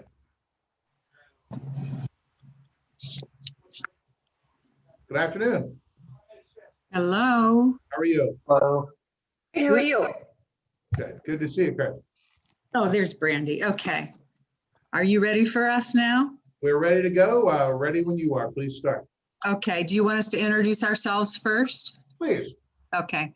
My name is Chris Strock. I'm the president of the board of the Literacy Council of Southwestern Pennsylvania.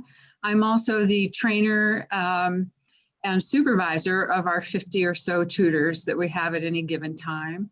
I'm a volunteer, and this is my 10th year anniversary with the Literacy Council. Congratulations. Thank you. Brandy, you want to introduce yourself? Hi guys, my name is Brandy. I am the executive director for the Literacy Council here. I've been with Literacy Council for over 2 years now. Brandy, good to see you. You as well, thank you. Please begin. Okay, I'm going to start and then Brandy's going to finish up. Our mission, for those of you who don't know us, is to provide tutors for high school completion, English as a second language for immigrant adults, citizenship preparation, and low-level literacy support for special needs adults. This grant request is to fund our library extension in support of low-level literacy adults in Washington County. Low-level literacy means third grade level and below. To give you the scope of this project, the Washington County Intellectual Disabilities Department serves 700 special needs people each year, and 2/3 of those are adults. In addition, and with some overlap, ARC serves between 150 and 200 special needs adults each year, giving us an approximate total adult special needs population throughout the county of about 600. We have grown and stabilized our agency to the point where we need to start performing this mission more comprehensively throughout the county. Please note, no one else provides these services. Through the years, we have received scores of requests from the families of special needs adults asking for tutors to help their family members. But it takes a unique person with specific training to teach special needs adults, and we don't get many who walk through our doors as volunteers. Typically, we have only been able to serve 4 to 6 low-level literacy students each year with the 50 or so tutors that we have on. Uh-oh, sorry, my dogs just went crazy. That's like my house. Somebody rang the doorbell. Of course, my doorbell only rings once every 5 years. All right, Brandy. Okay, so now we've partnered with ARC and we've trained about 5 of their staff members already to work as special needs tutors for their clients with an oversight and materials from us. Additionally, we are now in a position to train family members of those who are not in the ARC system to help their special needs adults with literacy skills. ARC has committed to giving us a space to establish an extension to our Literacy Council library with appropriate materials to support the entire adult special needs in the community in Washington County. Our goal is to provide any support ARC needs and to support the rest of the county with materials and tutor training for family members. The good news is most of these materials can also be used in our English as a Second Language program if needed. We would like to purchase $10,000 worth of materials consistent of workbooks, lesson plans, classroom activities, and training aids for over 3 years, an over 3-year period. Though the materials will be maintained at ARC, their distribution will be controlled by our program manager, Lauren. We typically spend $30 a month per student for a total of about $360 per student per year. And we are done. Thank you, Brandy. Mm-hmm. Do you have any questions from the committee? Very quickly, guys, you know what? I didn't realize that you guys were affiliated with ARC. I'm on the Achievo board in Pittsburgh, so I should probably recuse myself. I didn't realize that you guys were affiliated with ARC. I apologize. We're not affiliated in the sense of a formalized contract. We have simply partnered with ARC to give them priority services because their clients represent a core student mission area for us. It's not something I don't think you'd have to recuse yourself for. I mean, that's up to you, but it's not, we don't have a formal contract where we're sharing dollars and resources. We're just providing oversight, training, and materials. And John, just to be clear, our conflict of interest policy states that if you have an ownership or investment in any of the projects being presented, you should recuse yourself if you have an ownership or investment in any of those. So I would suggest to you that the organizations are far enough apart as there's no monetary relationship, as Chris mentioned. But of course, if you want to err on the side of caution, you're welcome to do that when we make our final recommendation. Thanks. Thank you. Well, thank you so much for the wonderful work you do at the Literary Council. We certainly appreciate it. And it was nice seeing you this afternoon. Thanks, Jeff. Thank you, Jeff, for seeing us. Thank you. Nice seeing you. Take care. Happy New Year. Thank you. Our next project is the sanitary sewer upgrades for a future development project, North Franklin Township, P10, for the committee's reference. And I believe we have Ken Kilman with us. Oh, I'm sorry. I believe we have Aaron with us from the township.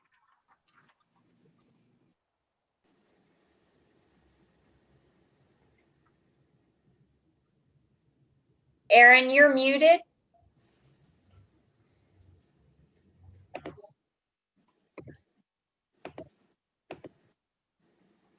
Sarah. There we go. Hey, Aaron, how are you? Hi. Very nice to see you. Nice to see you too. You're with the LSA committee. We are ready to go, and please start your 2-minute presentation. Okay. Well, as you know, my name is Erin Dinch. I'm the Director of Planning and Development for North Franklin. And Sarah is on the call with me. She is our engineer. Our application is for design money for a new sewage pump station at Route 40 and interceptor upgrades in the corridor between the pump station and Route 18.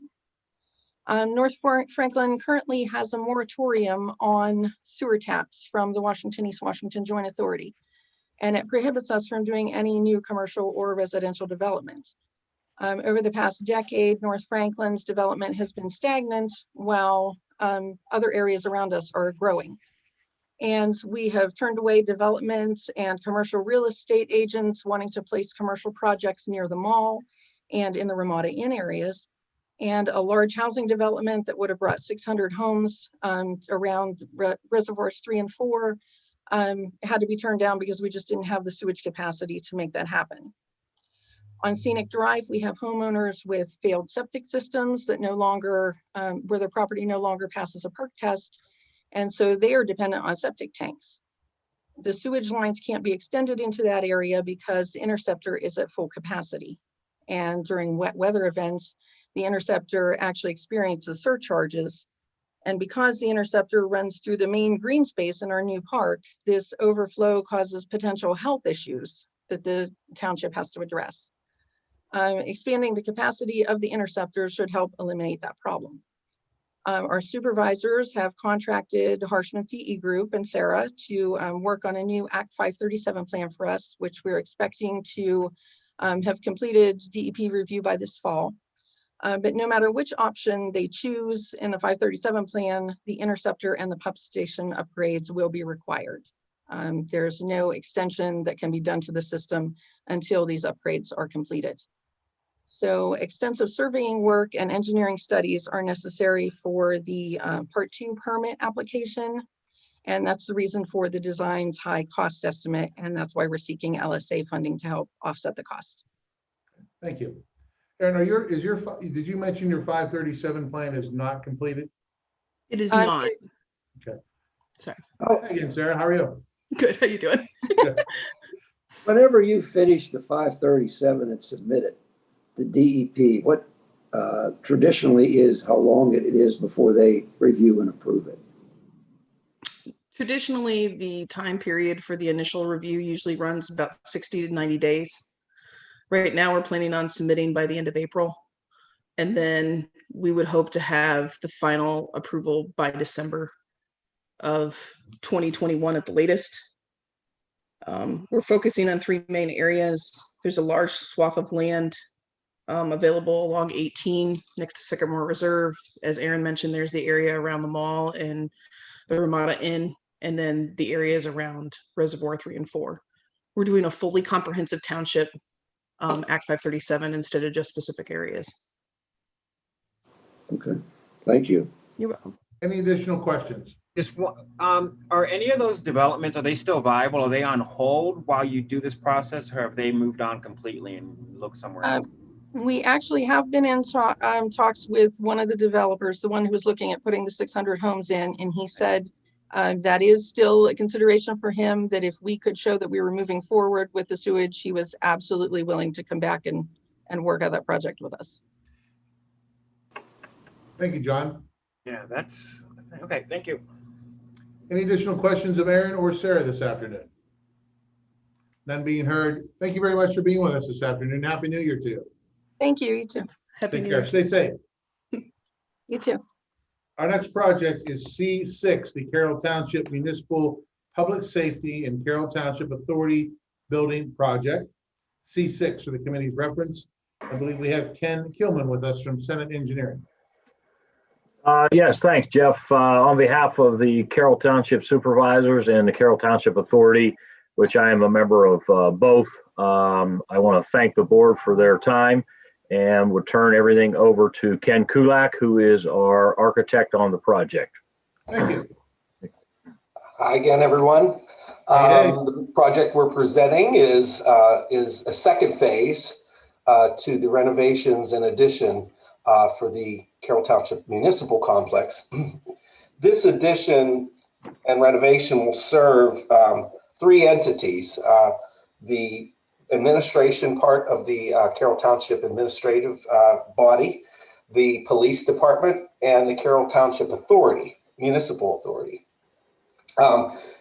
It's a 2,400 square foot addition, 40 by 60 feet. It will include many upgrades and life safety features, and will have a complete rearrangement of the existing part of the building in conjunction with the new addition of the building for new township supervisors chamber, meeting chambers, a complete now functioning police department for processing prisoners or expected convicts, and most important too, an expansion of the Carroll Township Authority offices. which will include features such as a drive-through. In this day and age with COVID, drive-throughs are becoming more and more critical.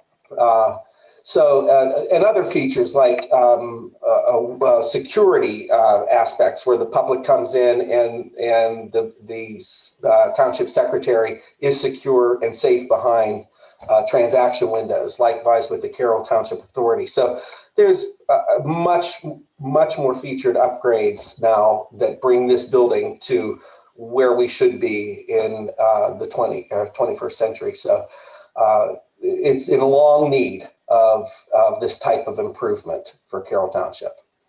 Now, we have recently completed the first phase of the project from your generous allocation of funding that did life safety improvements. It provided the hour-rated firewall separation between the street department and the administrative offices now. We upgraded furnaces and electrical panels. We did a new generator with underground service to the building. So we're pretty much underway and done with that portion. We still have a little bit more funding to spend. We tried to get a project out for bid for a roof replacement and repair in October. Ken, is that right? Yeah, October. Yes. And we didn't get a good response with bidders. We only had one bid turned in just because the market, the construction market was flooded and bidders weren't seeking work at the time. So we feel we'll have that project done. We're going to get it back out to bid soon, like within maybe the next week, Ken, right? Yes, that's correct. Yeah. And then we should have that done but probably by, I would say, April, May. Yes. Thank you, Ken. Perfect timing. Do we have any questions from the committee? Just real quick, so the county got you guys, what, 200 grand in CARES funding? Was any of that capable to go towards any of this, or were you using that for just those specific needs right then and there for, for the PPE and all that good stuff? CARES funding? Mm-hmm. I don't think the township received 200,000 in CARES funding. We received some money for the police department through there, which I believe was $37,000. Okay, I don't want to take up the board's time, but okay. I could be wrong, but I don't recall there being that amount coming into the township for through the CARES. Okay. Any additional questions? None being heard. Gentlemen, thank you so much for your time this afternoon. Thank you. Thanks, Jeff. Ken, we'll see you in a little bit, buddy. In a little bit. Yep. Yeah. Our next project is P22, the Donora Borough ADA Upgrades Project. I believe we have Terry with us. Hi. Hi, how are you? I'm good. How are you? Good, nice to see you. Nice to see you. Please proceed with your project. Okay, name's Terry Petrosky. I'm the Borough Administrator for Donora Borough. We are seeking funding for ADA upgrades for the Donora Borough building. The project includes new handicapped accessible entry doors, restrooms, and resurfacing the ramp leading to our administration offices and banquet hall. Donora is a financially challenged, distressed community. Over the years, we have been hit hard with limited tax revenue and lack of commercial tax revenue. The borough building was built in 1978, which at that time, these amenities were not required. The banquet hall is used for community events such as a warming shelter, council meetings, Donora firemen events, Easter egg hunt, and at times the senior center utilizes our building. We have a matching funds for this major renovation. We would need 2/3 from the LSA and we have 1/3 match. This would be beneficial to our community's needs. Thank you, Terry. Mm-hmm. The question I do have for you, your matching funds, are those secure? Yes. Okay, that's the only question I have. Mm-hmm. I have a question. Senator. Is this a polling place? No. People come there and vote. Not a polling place. Okay. Any additional questions? None being heard? Terry, nice presentation. We appreciate it this afternoon. Okay, thank you. Have a wonderful day. You as well. Thank you. Take care. You too. Our next project is the Incentives for Growth, the Downtown Monongahela Investment Incentive Project by Monongahela Main Street. We should have Terry with us. Terry, you're on? What's the number? Oh, I'm sorry, Senator. C13. Thank you. Jeff, should I leave? Do you have a, yes, I would suggest on this one you should, Mayor. I'll walk out. Thank you, sir. Terry, you should be on. Okay, can you hear me? Yes, Terry, how are you? Okay, I'm doing very well. Nice to see you. I have on the call with me Councilman Ken Kulak, who is a member of the Main Street Board here, and Dorothea Pemberton, who is also the Chamber Executive Director and the President of the Board of the Main Street Program. She's on voice only. Thank you. Welcome. Please proceed. I'm sorry? Please proceed with your presentation. Okay, somehow I'm not able to hear. I think I have to adjust the volume on what I can hear. Sure. I'm not sure how to. Well, just speak slowly, maybe. Okay, I'll make my presentation. The project that we're proposing is very, very similar to a facade type program, except at a little higher level than what we can do with the kind of program we've had so far. And do you have my handout? Yes, we did. We do. Okay.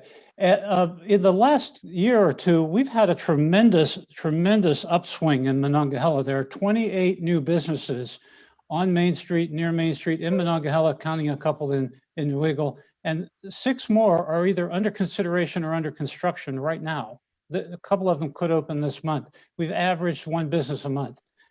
We've pretty much covered everything that would be in the sign and awning and one-room interior kind of thing, because that was done with private funds by the businesses as they opened. With our facade program, we were able to produce a kind of curb appeal by restoring the facades of about 6 buildings so far, and we have 3 more that are about to begin. But those projects actually attracted businesses into the buildings, including Senator Bartolotta, who moved into one of our projects. And a beautiful Santa shop across the street from her office and so forth. The program that we have had so far, which is through the city, is, and LSA funded, is for projects up to about 15,000 in work. We always knew there were going to be some larger ones. We have about 5 buildings that have substantial amounts of upper story vacant space. We have about 4 whole buildings that are vacant. We're running out of space. We've got all these businesses that have opened and we're down to 1 rentable space left, I think, on the first floor, and about 15,000 square feet of first floor space is sitting vacant, or in one case, it's a construction garage and the guy wants to sell it. We have at least that much more in upper level space. Monongahela is a great model for what you can do with a town, and everything's working really well. We've brought at least 50 full-time jobs into the downtown just in the last year. And I think we're a great model of what you can do with your program. So that's my presentation. Thank you. Questions from the committee?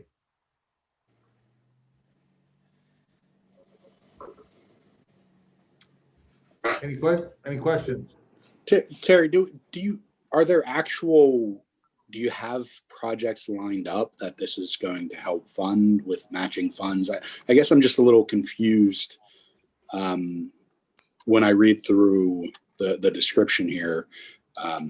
Is this just an aspirational thing, or are there business owners and projects ready to go? We have several projects that are pretty much ready to go. They have not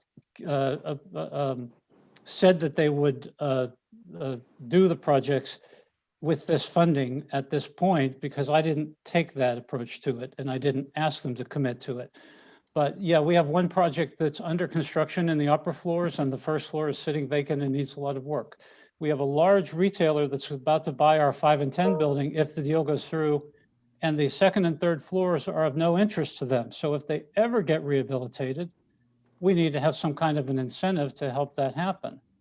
And those are 2 out of about 4 examples. And we have some upper stories that very well could benefit from this program.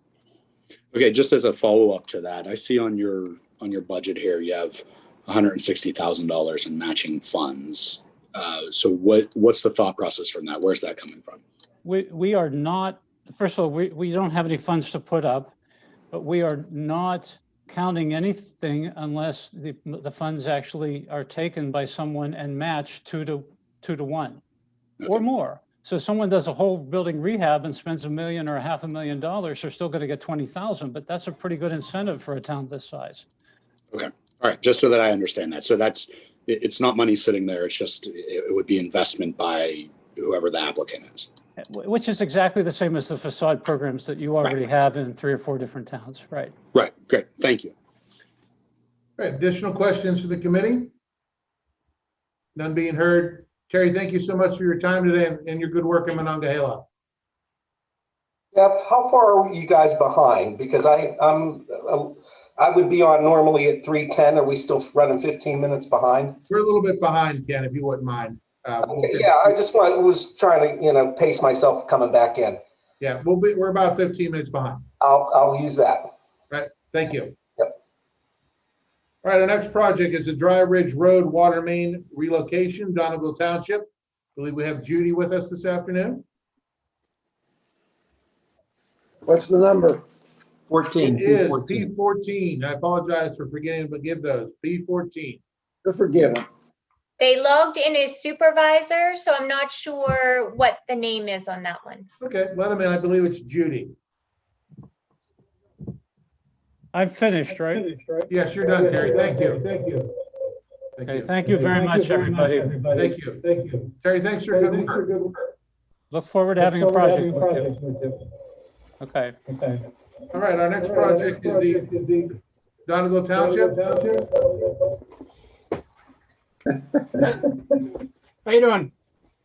Good. Are we have John with us? Yeah, that's me. John, thank you for being with us this afternoon. I have a camera. I don't know why it's not working. We have a nice echo from somewhere. Yeah. Hope it's not me. John, it sounds like you're being abducted by aliens. Is that better? Yes, that is better. John, can you hear us clearly? I believe so. I'm trying to see if I can maybe adjust my mic. I don't know why I can't get my video to work. John, are you in the room with someone else? Excuse me? Could you be in a room with someone else that's connected? No, we're all in different places.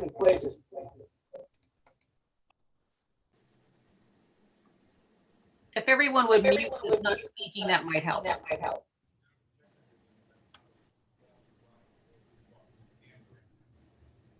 All righty. John, please proceed. Actually, waiting on Sarah Boyce. She's the lead on this, and she should be there. She says she's in the waiting room. She's supposed to be brought in. Sarah Boyce from Harshman. Hi guys, I wondered where you guys There were. she is. Hey, Sarah, how are you? Good. I could hear John and Tammy talking, but I was like, I can't get in. No. Again, thanks for your patience. No, this has been fine. All right, please proceed with the Dry Ridge Road water main project, P14 for the committee's reference. Okay, so Tammy Imes, the Donegal Township Supervisor is here. I know that John Forrest, the water supervisor is here. The Dry Ridge Road project is a water relocation. It's an existing water line that serves a private homeowner that was attached by the West Alexander Borough back in the early 2000s through a private easement. Since that time, the understanding from the property owner is that he put it in at his cost and it was supposed to be turned over to the borough. When the borough was dissolved, it was never turned over. Since that time, he subdivided the property between his house and the public connection. And there is residents that are trying to tap into that line. It's creating quite a problem for the township as it is public, but it's also private. And so we would like to work with, the township is working with the water group to try to get the water line moved into the road right away so that we can get rid of these private property issues and these private easement issues. And then in the long run, the hope is that this is the first step in providing public water down the rest of Dry Ridge Road. But right now we don't really have a connection point. So that's the intent of the project, is to remove a private public line from private property and put it into the public right of way. The costs that are associated with the project, a big chunk of it is it will require a highway occupancy permit from PennDOT because Dry Ridge Road is a state route. And we will we'll have to put it out for public bid because it is owned by the township. And Sarah, these are for how many homes? Right now it's serving 2. Okay. The intention, if we get this line moved and we can look to try to further it along, it would be serving approximately a 2-mile stretch of previously deserved land afterwards. Okay. Is there any census among the people working on this of who created the problem in the beginning or how it was created? There's a lot of census between who created it. The private property owner says that the borough created the problem. The township is taken over from the borough. The township stance is they don't have a legal document saying it's theirs. In true fashion, this is one of those historical kind of papered nightmares that I run into in my engineering career. Yeah. So we're really trying hard to try to correct some of these. This isn't the only one that's in the Donegal West Alexander system, but this is the one that's most pressing because we have had people try to tap into it since the township was taken over without approval. Who's putting up the 21,000? The township. Nobody else interested in donating to that, huh? No. We have applied for, we did apply for a small water and sewer grant to cover this. At that time, it was denied. We'll keep going. If this doesn't get funded, it eventually will have to be resolved at some point. But funding at this point is a delay on this one, so. Any additional questions from the committee? Just real quick, so by fixing, is there any other benefit besides those 2 houses that are going to get, I mean, is there any other potential gain that can come from if these are fixed? Once these 2 are fixed, the potential gain is that then we can continue on to actually extend the water down the roadway from there. Right now, we can't do that because of how things are laid out. Yeah, so I'm looking at the maps. I'm just trying to figure out if there are other things that you're going to be able to pick up from doing this. Housing, like get new houses on there or on the line, or? So right now, he's the 3rd property off of Liberty that's being served by that water line, and they're the only houses that are being served on Dry Ridge Road. Okay. The idea is that regardless of whether we do this now or whether we do this later, in order to serve the rest of Dry Ridge Run, we're going to have to run a water line down. So the thought is this is an immediate response because we have some property issues going on and Wildcat taps. But in the long run, that's the plan, is to extend water down Dry Ridge Run. Dry Ridge Road. Thanks. Thank you, John. Any additional questions? Thank you so much for your time this afternoon. We appreciate it. Thank you guys all for your time today. I appreciate it. I'll see you tomorrow. Thank you. Our next project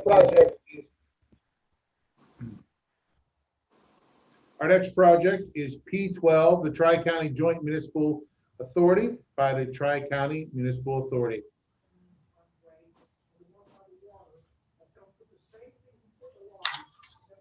Rob, you're in.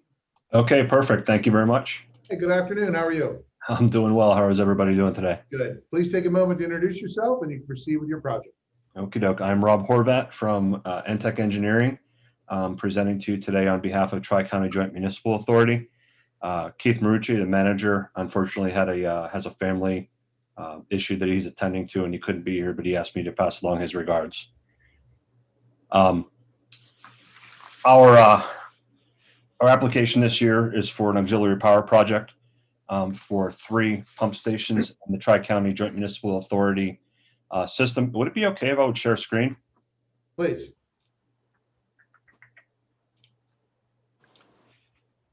Okay, can everybody see that?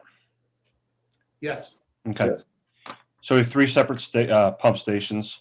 For context, the water treatment plant is sitting here down at the bottom of the screen. The one station is the Vesterberg Booster Pump Station. The second is the Ridgewood Booster Pump Station. And the third is the Denbo Heights Booster Pump Station. Denbo provides pumped water service to the pressure zone that serves Malden, the Malden area, and the California Technology Park. Vesterberg provides pressure to the Ritchieville area, and Ridgewood provides pressure to the Scenery Hill area. The total amount of our project grant application is $453,197, with a match of $33,984 to cover engineering and soft costs. Project's important to the authority for several reasons. We have multiple events. In the last few years, we had a snowstorm that was particularly difficult for them to service Vesterberg when it took out power to Vesterberg Pump Station. That's going back a few years now. More recently, November 15th of this past year, the widespread power outage caused an issue that it took them a long time to locate a generator to serve two of their booster pump stations. I do believe that before they were able to secure the necessary equipment, the power did come back on, and they were able to avoid needing to hook up the auxiliary power. But those circumstances seem to be happening more and more. In addition, we have regulatory requirements from the DEP for the uninterrupted system service plan. That plan for a system the size of Tri-Counties is due to the regulators by the middle part of this year. And then we're going to need to provide a plan to address any deficiencies by the end of this year. This project would immediately address several of those deficiencies.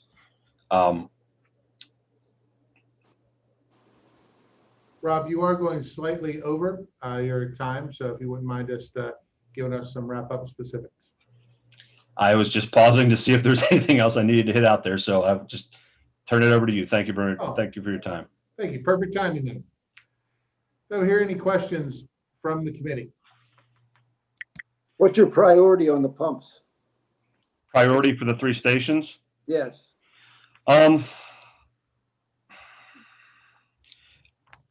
It's going to be between Vesterberg and Malden.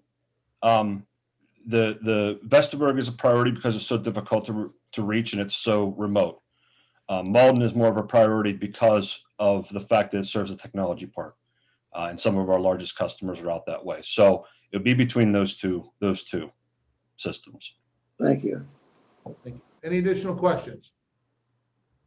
Rob, thank you for being with us this afternoon. Thank you, and kudos to whoever's trying to manage this from your side on the IT. The IT department's doing a fine job, and thanks for saying that. They are. Take care, everybody. Good talking to you. Nice seeing you. Bye-bye. Our next project is C3, the Burgettstown Trail In project by the Burgettstown Area Community Development Corporation. And I believe we have Pam with us this afternoon. Pam's audio is still connecting. Okay, thank you.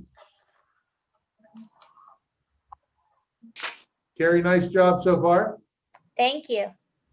Matt and I are both sitting here kind of tackling it from both sides. Oh, good. Matt, thank you as well. I appreciate you. And no problem, guys. Pam, you should be on. Pam, can you hear us? Doesn't look like it.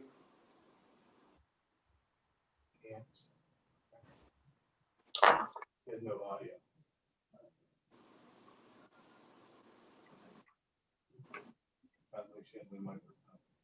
It doesn't look like Pam has a microphone. All right. Do you want to move on to the next one? Yeah, would you mind, could you send her an email mentioning that? Would that be possible? Yes, we will contact her. Perfect. Our next project is from North Franklin Township, C23. Aaron again. And Kay, would you mind telling Pam that we'll take her as soon as she logs back on? Okay. Thank you so much. I believe we have Aaron again. Aaron? I'm back. Hey, Aaron. Hi. This time I am here to present our application for funds to construct a new municipal complex. Okay, thank you. That is C23 for the committee's reference. Please proceed. Okay. Our current municipal building is over 50 years old. It has mold and mildew issues. It's been flooded multiple times and there's no good solution to that problem. The building is not ADA compliant. And with the piecemeal construction, it's been added onto several times. There's no good way to get it to ADA compliance. We had a feasibility study done on it to see about bringing it into compliance with ADA and also with building and fire codes. And the cost came back at 175% of the value of the building. So a new building was recommended to us. A few years ago, our township's recreation board purchased 90 acres of property from the Pennsylvania American Water Company. And we are looking to put our new building on the edge of that property. We have recently received a grant from the DCNR to begin a master site development plan to plan a park for that property. And we would like the new building to be on the edge of the park and not only house the municipal offices, but also offer a community center, which is something that North Franklin has never had. In addition to that, it would function as a central hub for the park by offering rooms for events to be held and also for the park office, and it would provide the initial restrooms for the park.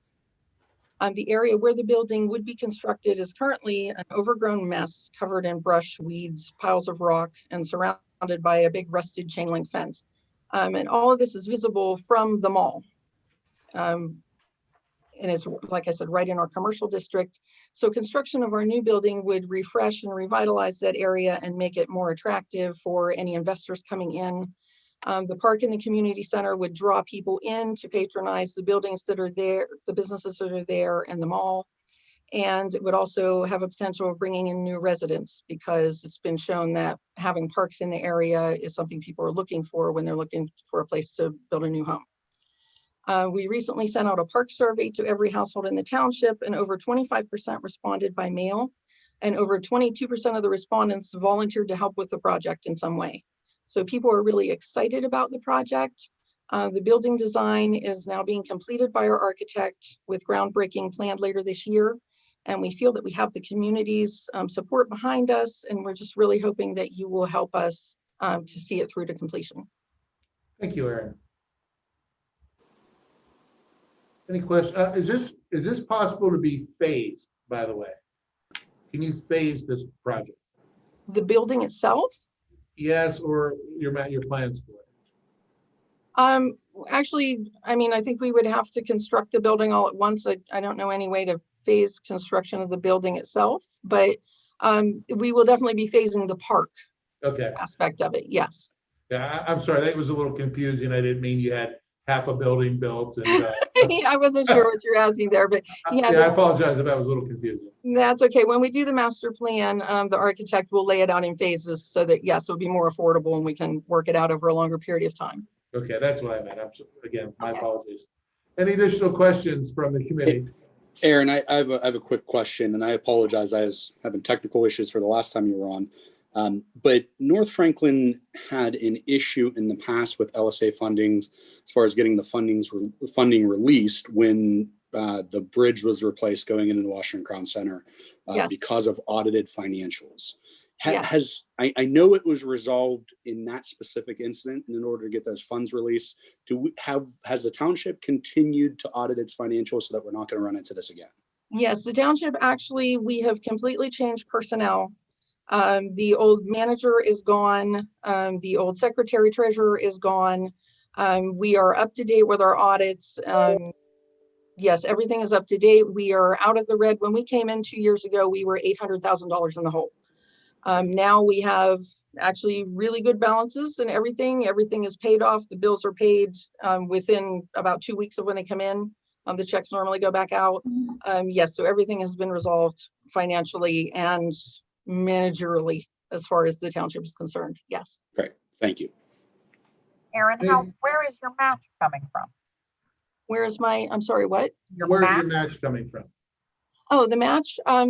Actually, the township had a bond issue in the past, and we had financial advisors look at it, and they were able to refinance that money, keep the same. We were due to be paid off in 12 years from when we took it out. We were able to keep that same payoff time, but they were actually able to get us $1.1 million out of it to put down for a new building. So that was one of the things we straightened out as far as the finances go. So. Thank you, Rachel. Any additional questions? None being heard. Aaron, thank you for being with us this afternoon. Okay, thank you. Question, you were on mute though. Oh, I'm sorry. It was a semantics. So you refunded then it took, they let you had 1.1 and you didn't have to have that apportioned anywhere. You're just keeping that aside for future projects. Is that? We got the 1.1 million and they put it in a fund. It's non-taxable, but we do have to use it for a building. Okay. Yes. Thanks. All right, Aaron, thank you very much. Okay, thank you. Enjoy your day. Okay, you too. Bye-bye. Take care. Our next project is E5, the Washington County Airport Southside Taxiway from the Redevelopment Authority, and I believe we have Bob Griffin with us.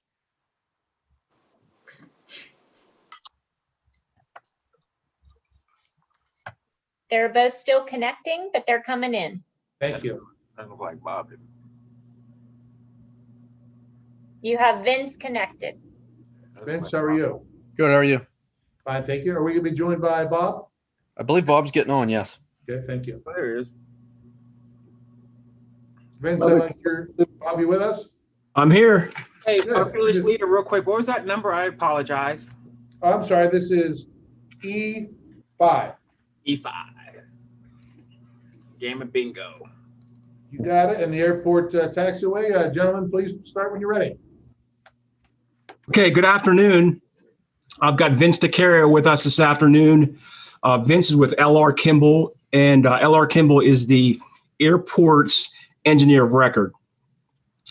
So just let me tell you a little bit about the project. The Southside Taxiway and Apron project is a fairly straightforward infrastructure project that consists of site work, drainage, the extension of the airport access road, a new taxiway, aprons in the Southside hangar development area. The work, when complete, will create space for the construction of 3 large corporate hangars and 14 new T hangars. So we are currently out of space on the south side of the airfield and have a real need for additional pads for large hangars. We have 2 companies looking to build hangars right now. Actually, as soon as the site is ready for development, we get the work done. 2 companies will build 2 large hangars. The airport's 34 T hangars are fully leased right now, and there's a waiting list of 20. I should also add that the new access road will allow for the airport to better separate airfield traffic from vehicular traffic. So there are some airfield safety enhancements to the project as well. We are seeking local share account funds in the amount of $617,000 that we intend to use as match for approximately $3 million of PennDOT Bureau of Aviation funding. The county is contributing $400,000 of airport gas lease revenues to the project for a total project of $4 million. And again, while this is a fairly basic infrastructure project, the economic impacts are rather significant. And these impacts include increased private investment of $2.5 million for the eventual hangar construction.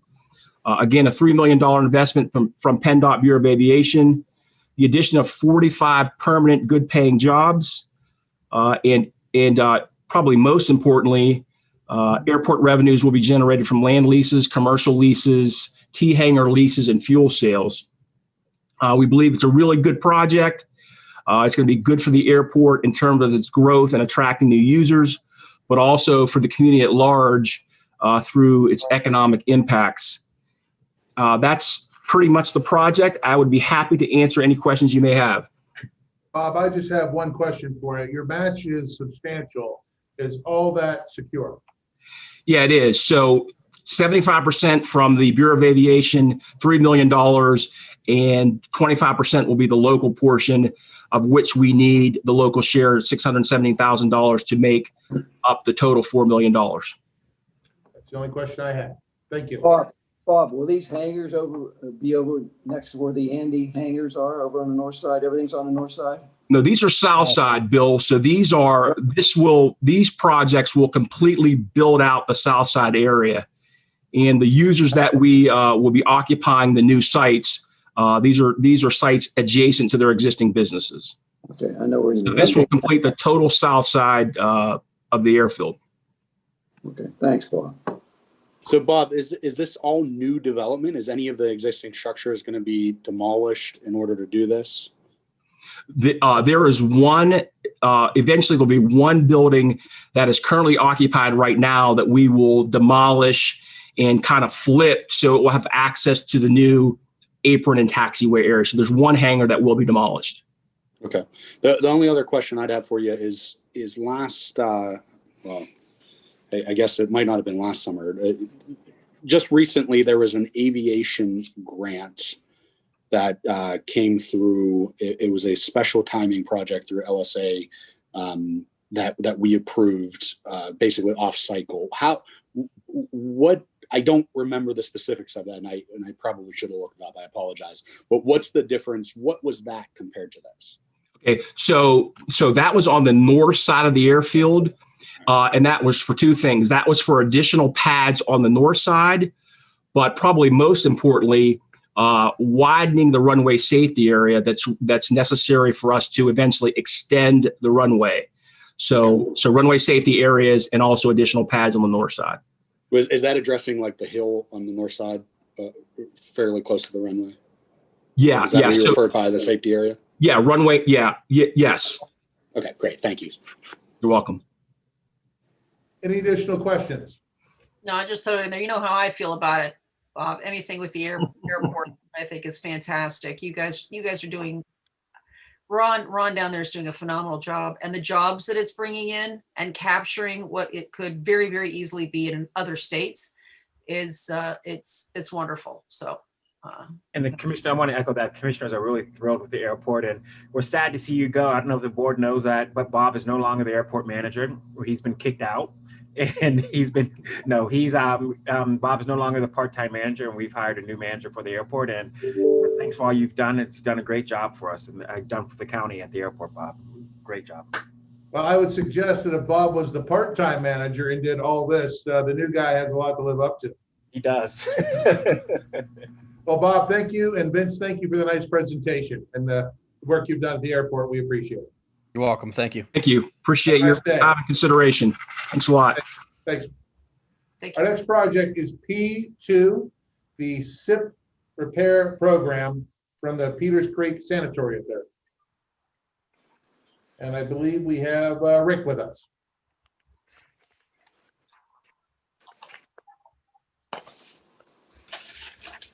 He's coming in now.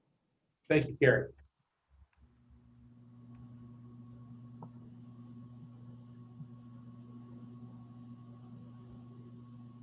It doesn't look like he has audio. This is kind of the same thing we ran into with Pam. Okay. I'll go ahead and reach out. Oh, wait. Nope. No, they don't have audio. It doesn't look like. We'll reach out to them. Yeah, would you mind? Thank you, Carrie. And please tell them we'll be more than happy to schedule them ASAP. Okay. We're going to put them back. So we're moving on to Ken. Ken Kulak with the Street Department of the City of Monongahela. Mayor, I would suggest you would need to excuse yourself and take a walk down to Angelo's too for about 10 minutes. Okay, sir, I thank you. What number is this one? This one is P32. Great, thank you. Yeah, we could see them. We couldn't. They didn't have any audio.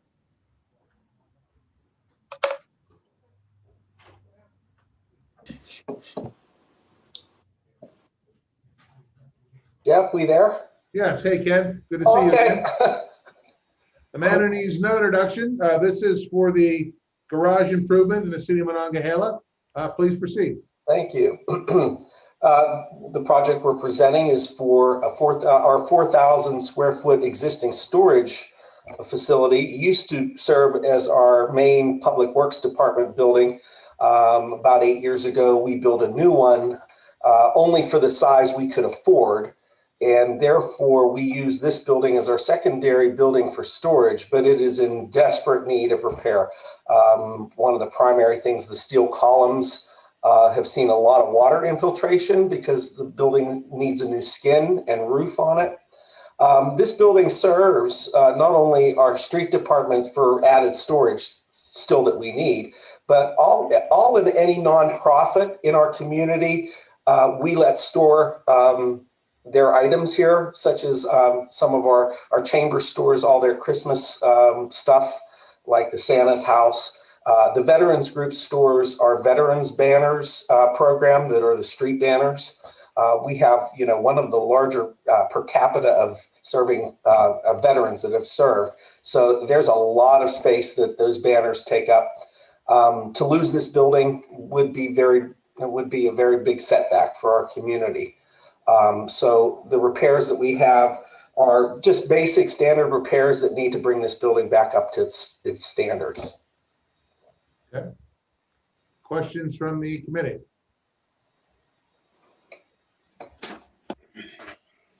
Any questions? Kenny, how if you are unable to get the grant, is there any other means of helping it, to keep from falling down? Yeah, well, we could, and we could leverage some CDBG monies, but that would take years and years to do for us. If we qualify, I don't know if we qualify anymore to use. We built that building with years of saving up in our CDBG monies. I understand from when I got word from the redevelopment authority that we cannot use those funds anymore on buildings. So again, it would be trying to figure out, we are leveraging some of our Act 42 monies as match monies that we have built up in our account. But of course, we don't have any buildup of an account that would cover this kind of cost. Thanks. Mm-hmm. How you doing? Good. Any additional questions? None being heard. Ken, thank you. I believe that's it for you today. Is that correct? That's it. Take care, folks. Thank you for all. Always good. Always good seeing you. Always good. Thank you, Jeff. Take care, Ken. You too. Our next project is the Center West Joint Authority, P3 for the committee's reference, the Ridge Road Sewer Authority project, and I think we have Steve from Winboro with us. His audio is still connecting, but he's in. Thank you, Karen.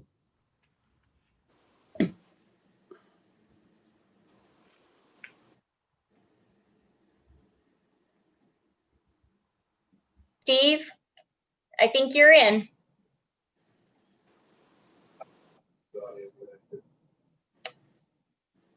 Steve, we can't hear you. I'm not sure if you have audio connected.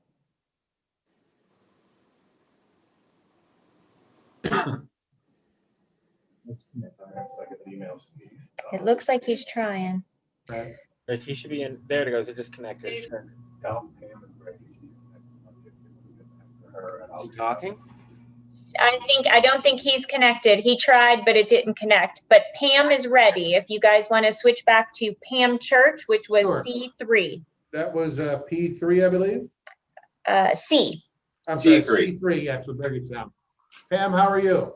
Hold on 1 second. Let me pull her in. Sure, thank you. Hello. Pam, how are you? Hello. Hi, this is Pam. I'm so sorry about all the confusion. No. We appreciate your patience with us this afternoon.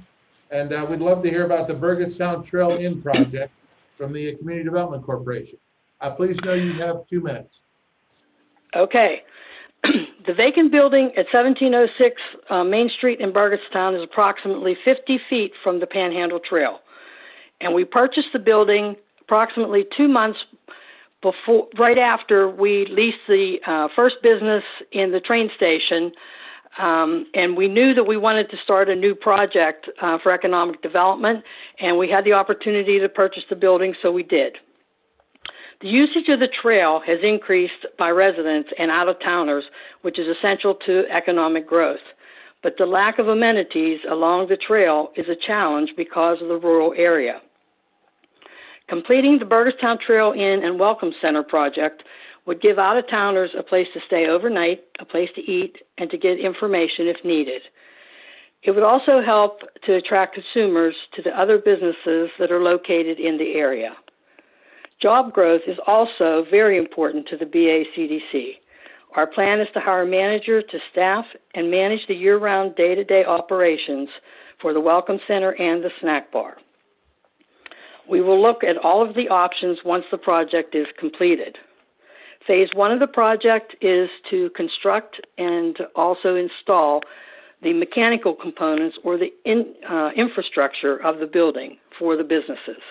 Once this phase is completed, then we would go to phase 2, which would complete the lower level and also get the equipment needed for the business and the ADA ramp built and so on. And then phase 3 would be constructing and renovating the upstairs for the hostel area. Since I submitted to LSA application, we had a contractor come in and remove all the interior walls down to the studs, so we are construction ready. We would really appreciate your consideration for approving the funding for phase 1 and for this worthwhile project. I think in the long run, it would really help Burgettstown, the residents, and also Washington County. Thank you, Pam.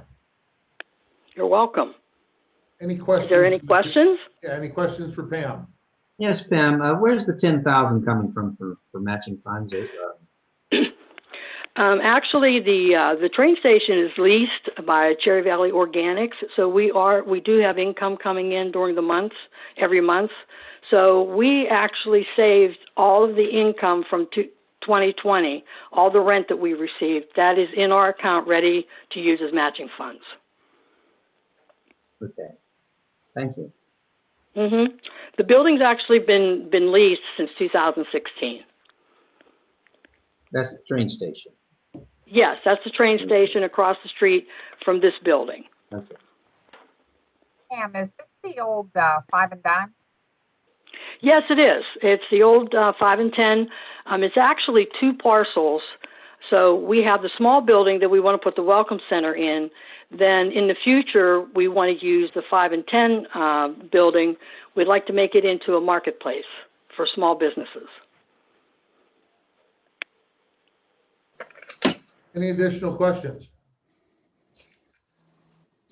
None being heard? Pam, thank you again for your patience this afternoon. Okay, thank you. Again, sorry about the confusion, but thank you very much for your consideration. Well, thank you again. We certainly appreciate your time. Okay, all right, bye. All right. I have Steve connected twice. Now he was the one for P3, the Center West Joint Sewer Authority. I'm not sure if we'll get him, but I can try to admit it. Please do. Thank you, Carrie.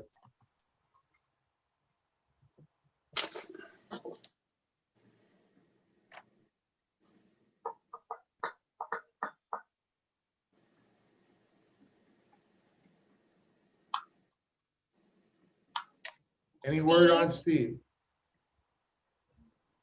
Steve, can you hear us? Just an FYI, I did just send him the audio. I don't think he's there, Carrie. Yeah, I don't think so. Okay, I'm gonna take him back out. I hear him. Hold on. I hear him. Okay, we're doing it too. I'm doing it in front of a computer, but I'm watching it through my phone. Okay, there we go. We're good now. My tape's not working. Steve, how are you? I'm doing better. Good to see you. Makes you a little nervous when you get bumped. You're not sure what's going to happen. No, we're committed to hearing everybody, and if again, bear with us as we go through this all together. Okay. All right, so we have you with the Center West Authority, and Center West Joint Sewer Authority. Yes. Yep. Please talk about your project. Okay, what we're looking to do is we have a total project cost of $475,950. We're asking the LSA for $330,165. The authority is going to put in $142,785. Ridge Road is located right off the Fredericktown exit of 43. It runs down off of 88 and goes up over the ridge line. Everything that's able to flow to 88 on Ridge Road is in this project. We're looking to pick up 16 homes, and there's a fair amount of vacant property up there. Residents are anxious to have sewer up there so they can develop their properties. The initial project was done back in 2012 through RUS. That's when the plant was built down in West Brownsville. This area has already had a 537 done back in, it was approved in February 12th of 2020. All the right of ways are ready to go. We have all the PennDOT and DEP permits have been issued. So it's a dig ready project as soon as we have all the funds that are needed to put it out for bid. We did get, Center West did get a PA small water grant last year to do Vesta Street down along the railroad tracks in Denbo. We've already put that out for bid, and the contract has been awarded, so we'll be starting that here in the spring. So we're looking to do this part of Ridge, and then hopefully maybe next year do the next part of Ridge. Other than that, pretty much everything I got. Any questions? See, the question I have for you is that, as you're aware, we have about $18 million in requests this year. We have approximately 6.6 million that we can allocate. Your project's coming in for asking for us for 333,000. If by chance we would have to scale back on it, can you still proceed with your project? We look at our bank account funds. We are, it would just slow us down on the next project, but I'm sure all we have right now is some LSA loans. We're easily being paid off. So I'm sure the authority could round up some extra funds to get this project going. Like I said, I know one person has already, applied for a building permit with the anticipation of sewer this summer. So, I'm sure the authority would like to go ahead and do this project this year, no matter what what comes up. Thank you, Steve. That's my only question. So, real quick, how many houses are you looking at trying? Right, the existing houses that are being served right now, 16, and I think there's another. And one guy wants to subdivide, but he can't subdivide until sewer comes through. So he has a couple. There's a lot that's for sale. So there's probably at least another 16 lots that can be developed once sewer goes through. Thank you, John. Any other additional questions? None being heard? Steve, thank you for your patience this afternoon. No problem. I'll be back in 5 minutes. Oh, okay, good. Hey, thank you. All right, our next project is P35, the West Bethlehem Township Park Walking Path. I believe we have Lars with us this afternoon. We actually have Peters Creek Sanitary Authority ready to try it again. Let's try it again. Thank you. Okay. What number? Oh, no. This would be P2, Dan. Okay, thanks. P2 Peters Creek, and I believe we have Rick with us.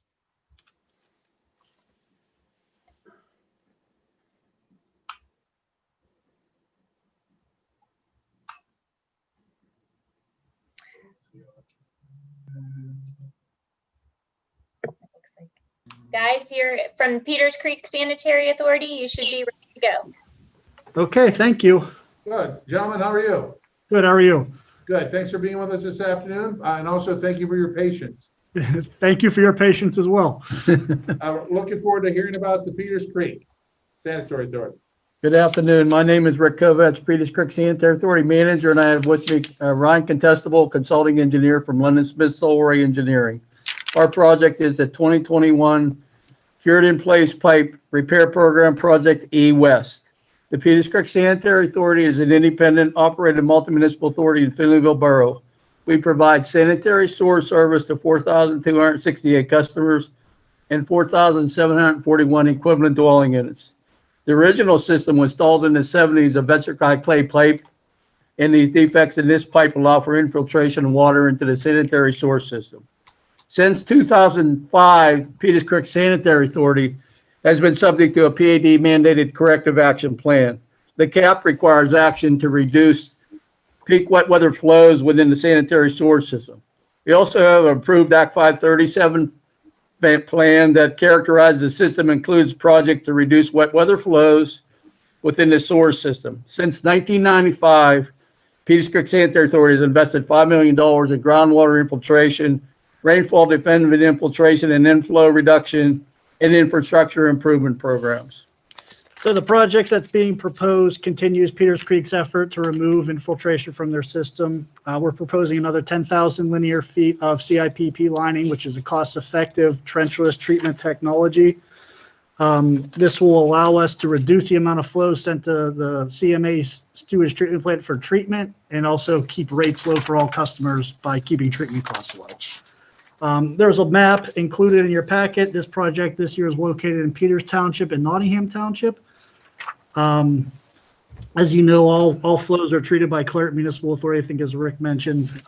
It flows in the CMA sewage treatment plant, and the current combined CMA treatment charge and bond debt service payments account for 70% of the Peters Creek sanitary budget that goes to CMA. Currently, PCSA pays $2 per thousand for all sanitary sewer flow sent to Claret Municipal Authority, including groundwater infiltration, rainfall defendant infiltration, and inflow. Future treatment charges are expected to go to $231 per thousand, or anticipated that the flow that we send to CMA. So the more we remove groundwater infiltration and rainfall dependent infiltration and inflow, actually results in less flow to CMA, resulting in less treatment charges for CMA, therefore delaying or lowering our treatment charge costs to customers. Peters Creek also has to obligated to pay the bond share for the sewage treatment plant expansion. This has been going on for many years, and we've discovered this year that they're going to need an additional $23 million to complete that work. So that speaks to Peters Creek's financial need as well. And that's all we have to present. Thank you for your consideration. Thank you, gentlemen.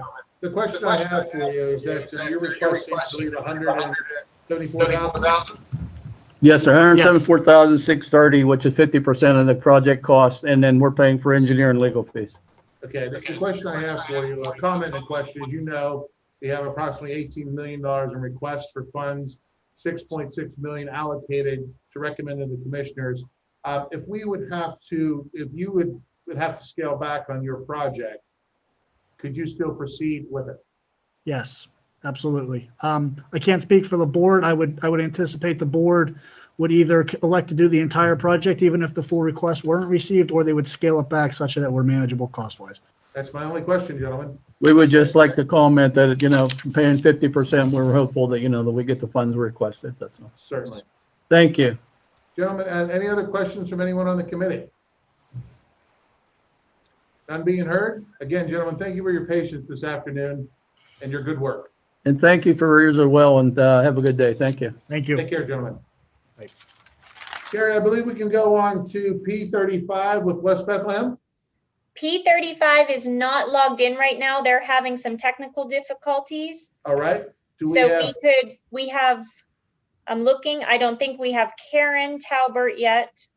We could skip to C4. Yes, let's do that. Okay. For the committee's reference, going to come back in.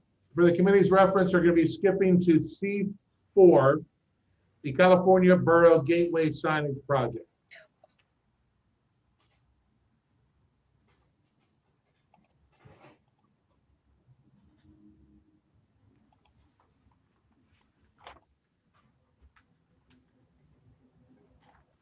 We have Steve with us. He should be coming in. Steve, can you hear us? Yeah, we're having computer difficulties, but we're doing it by phone, so we got everything, except I think I'm sideways. How's that? All right. You're in upside down, I guess. Ready? All right, Steve, we're ready to go. All right, next project is the California Gateway Signage Project. We're asking, the whole project is $42,980. We're asking for LSA for $36,453. The borough has allotted $65,27. This project started many years ago with a master plan in 2013. The borough revised it in 2016 to the comprehensive plan through Mackin Engineering. The plan actually called for 7 signs as you enter different spots of the borough. The borough and wants to just do 4 at the key entry points, which are 2, 1 for each of the off ramps of 43, 1 at 88 at Wood by the fire hall, 1 at 88 over in Cole Center. So you'd have all 4 main entrances into the borough covered. The signage is in the background. We have a picture. I don't know how well that shows up. It's a little hard doing it this way, but this is general an idea. The 2 key entries at 43 would have the arrows so people would know which direction to go. The other 2 would just be the main part of the sign, just to show you're coming into California borough. This would draw attention to certain areas of California, like the university, and we are trying. We have a project that's going out hopefully this year with the new pavilion downtown. So we are trying to draw people into California borough, and the signs would help that cause. That's pretty much all I have. Anybody have any questions? Thank you, Steve. Any questions from the committee? None being heard. Seems like I can let you off easy on this one. Hey, thank you. All right. See you later. Well, Steve, thank you so much for being with us today. We appreciate it. All right. I'll be back. Take care. See you soon. Hey, thanks. Bye. Carrie, do we happen to have our West Bethlehem friends or those from Fallowfield with us? We do have Lars connected, so this would be P35. Thank you. P35, and we welcome Lars to our committee hearings this afternoon.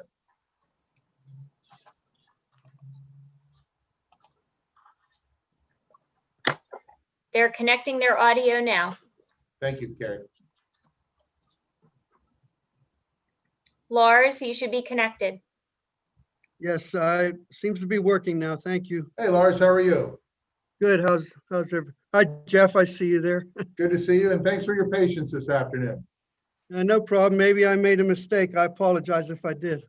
We're all dealing with this together, so looking forward to your presentation.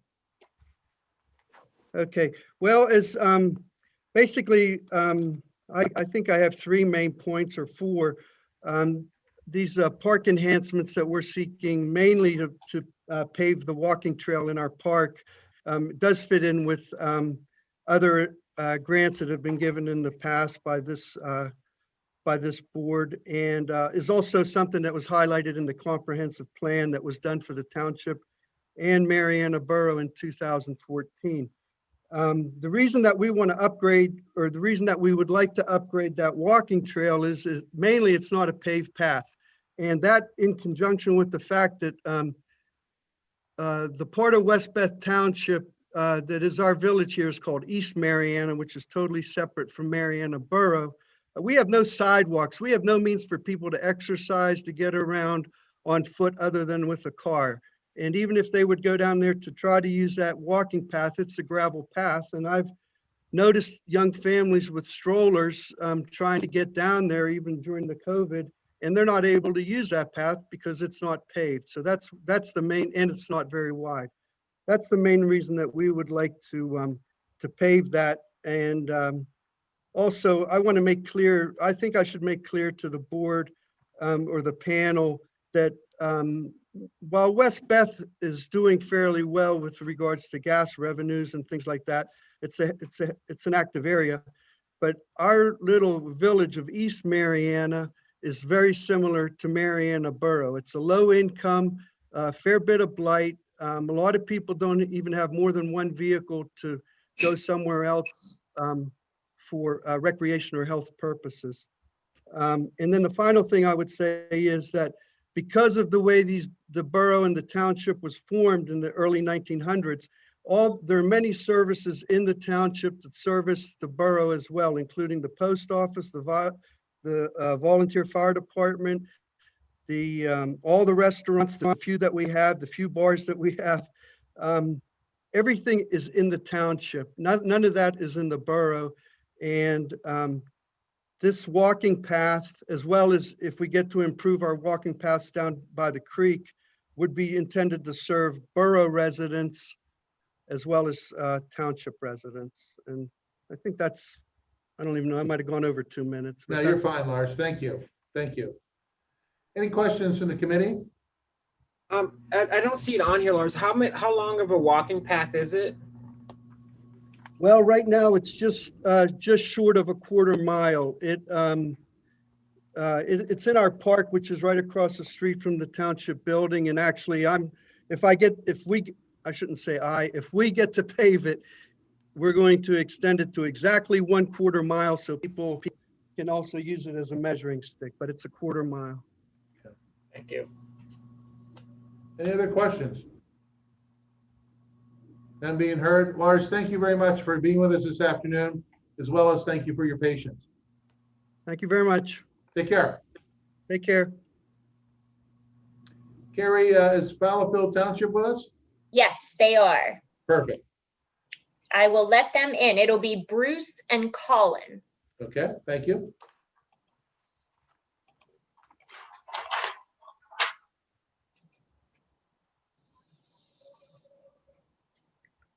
Bruce, you should be on. I'm on. How are you? Bruce, how are you this afternoon? I'm doing great. How are you? Good. It's nice to see you. We ready to proceed? Please proceed. Okay. I'm joined this afternoon with Colin Lampark. He's our township engineer representing Hatch Engineering. Colin, are you there? I am, Bruce. Okay, Loud and great. clear. Colin, how are you? Very good. Thanks Thank for you. having us today, guys. Fallowfield Township is once again requesting LSA assistance in the amount of $250,000 to help with the repair costs associated with the slippage of a portion of Fox Stop Road that occurred on or about December 13th of 2018. For your reference, we've provided recent photos, an aerial map, our detour plan, and a general description of the project.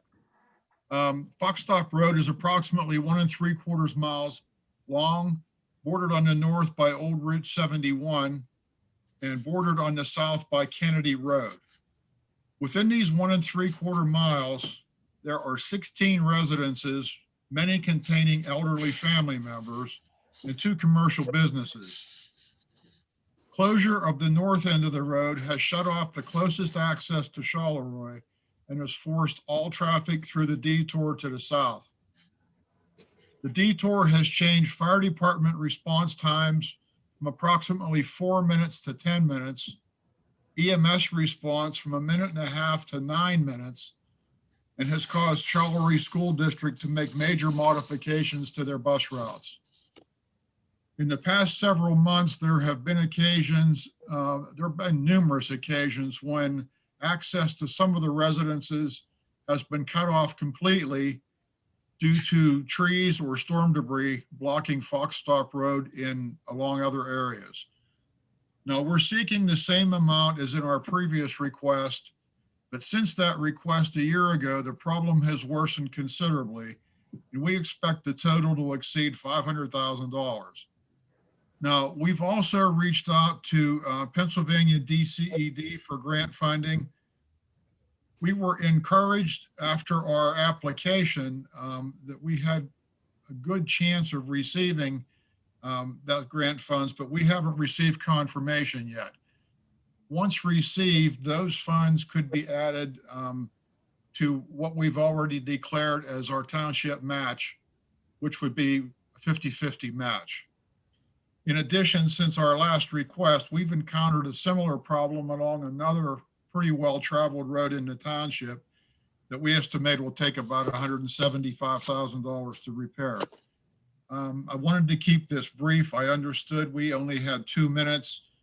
We hope that you'll actually carefully consider this request once again and await your response. Are there any questions for either myself or for Colin at this time? What is the response time for, or I should say the new response time for a fire department, police, something like that, that has to now go around this slide? If in the worst scenario, which would be a person living closest to the closure, that would also have them in normal times. They would be closest to both the fire department and EMS services. EMS response time in the best scenario prior to the slip would be about a minute and a half. It's very close. Okay. Fire department response time would be about 4 minutes from station. Now, to those same residences, they would be furthest by detour from both ES and fire. In good conditions, EMS response would be at least 4 minutes from station, and the fire department would be at least 10 minutes from station. Okay. Thank you. Any additional questions? Yes. Yes, go ahead. Sorry. Sorry, Bruce. It's Senator Bartolotta. Just knowing that my office was able to assist you with the $275,000 grant for the slip, and now, obviously we know that it has progressed to a much more dangerous situation. I just wanted to find out what is that? Are you using part of that as your match? Because I don't see it. I don't see it here. I know this was after the fact, after you submitted it, but that 275 that we were able to provide you. I know you haven't gotten it yet, but We didn't, you could be using part of that as a match, correct? we didn't include that because the application asked if the funds had been secured, and we couldn't honestly answer that. Okay. Okay. Well, you've got the emails and all of that. I just wanted to let the board know that it's not a risky venture, because that 275 is coming your way. So I just wanted to throw that out there so that the board knows that it's a secured match for your needs, and possibly that would help. That's why I'm bringing it up, Bruce. Thank you, Senator. Sure. Any additional questions? None being heard. Thank you, gentlemen, for your time this afternoon. Thank you all for your time. Stay well. Stay well. you, Take guys. care. Yep, thank Hey, you. guys, I'll see you all tomorrow morning at roughly 8 o'clock, right? Yep, we'll see you at 8 o'clock tomorrow, Bill. Okay, guys, thanks a lot. Take care. All right, our next project, I believe we're all caught up now, Yes. is with the Fans for Help, Dennis Smidle. That would be C12. He's coming in now. Thank you. Dennis? Yes, can you hear me? Am I muted? No, we can hear you quite clearly, Dennis. Thank you for being with us. Okay, thank you for the opportunity. We ready to go? We're ready to go. Please start your 2 minutes. Okay, I think to understand my project, it's best to understand me.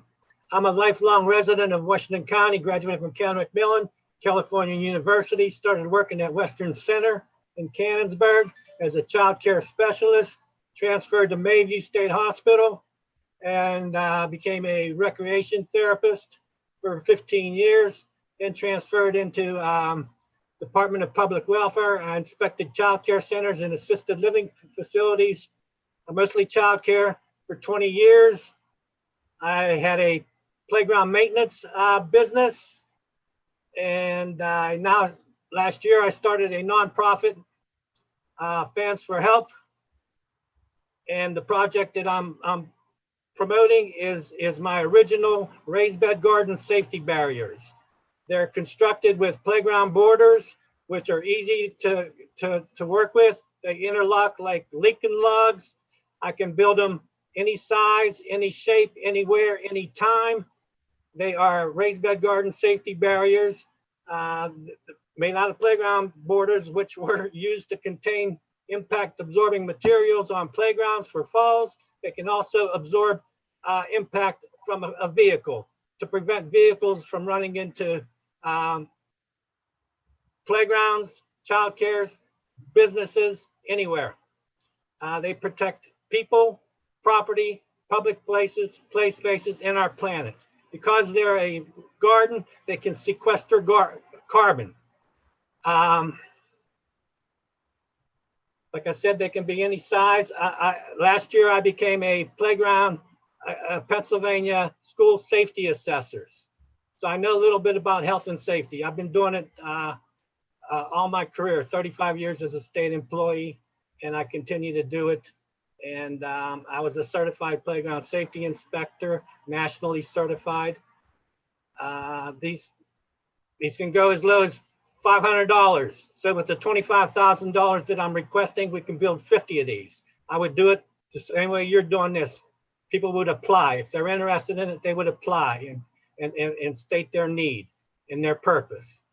And all the money would go straight into my nonprofit. And what else? What else can I say? I belong to the Storefront Safety Council. It's a national safety council that prevents that 400 people get killed every year by cars crashing into facilities. Over 4,000 people get injured every year.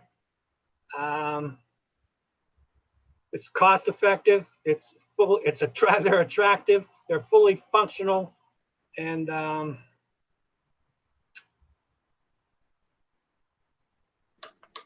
they're less than what Barrier's Granger sells. They're cheaper than, and Granger is made out of concrete. Concrete is the process of making concrete. It creates one of the largest carbon footprints in our world. Dennis, I have a quick question for you. Yes, sir. The matching dollars that you have suggested, where would that be coming from? Okay, I follow the Forest Fund, and they connect with other foundations such as the Heinz Endowments, the Grable Foundation, Pittsburgh Foundation. So I'm reaching out to all these foundations, writing grants. I've written grants. I've been successful at writing grants for Canon-McMillan School, and so that's where I'm looking to obtain it from, Jeff. Thank you. Grants. Thank you. Thank you. Is there any additional questions from the committee? So there is no match. The match that you put on your application is a potential. Correct, Senator. Okay. I want to mention you too. I attended your virtual school safety roundtable. It was over a year or so ago. That was some You time. made a statement, one of the most profound statements during that whole meeting, that we have to do something. You said even if we put a large concrete pot in front of Planter. Yeah.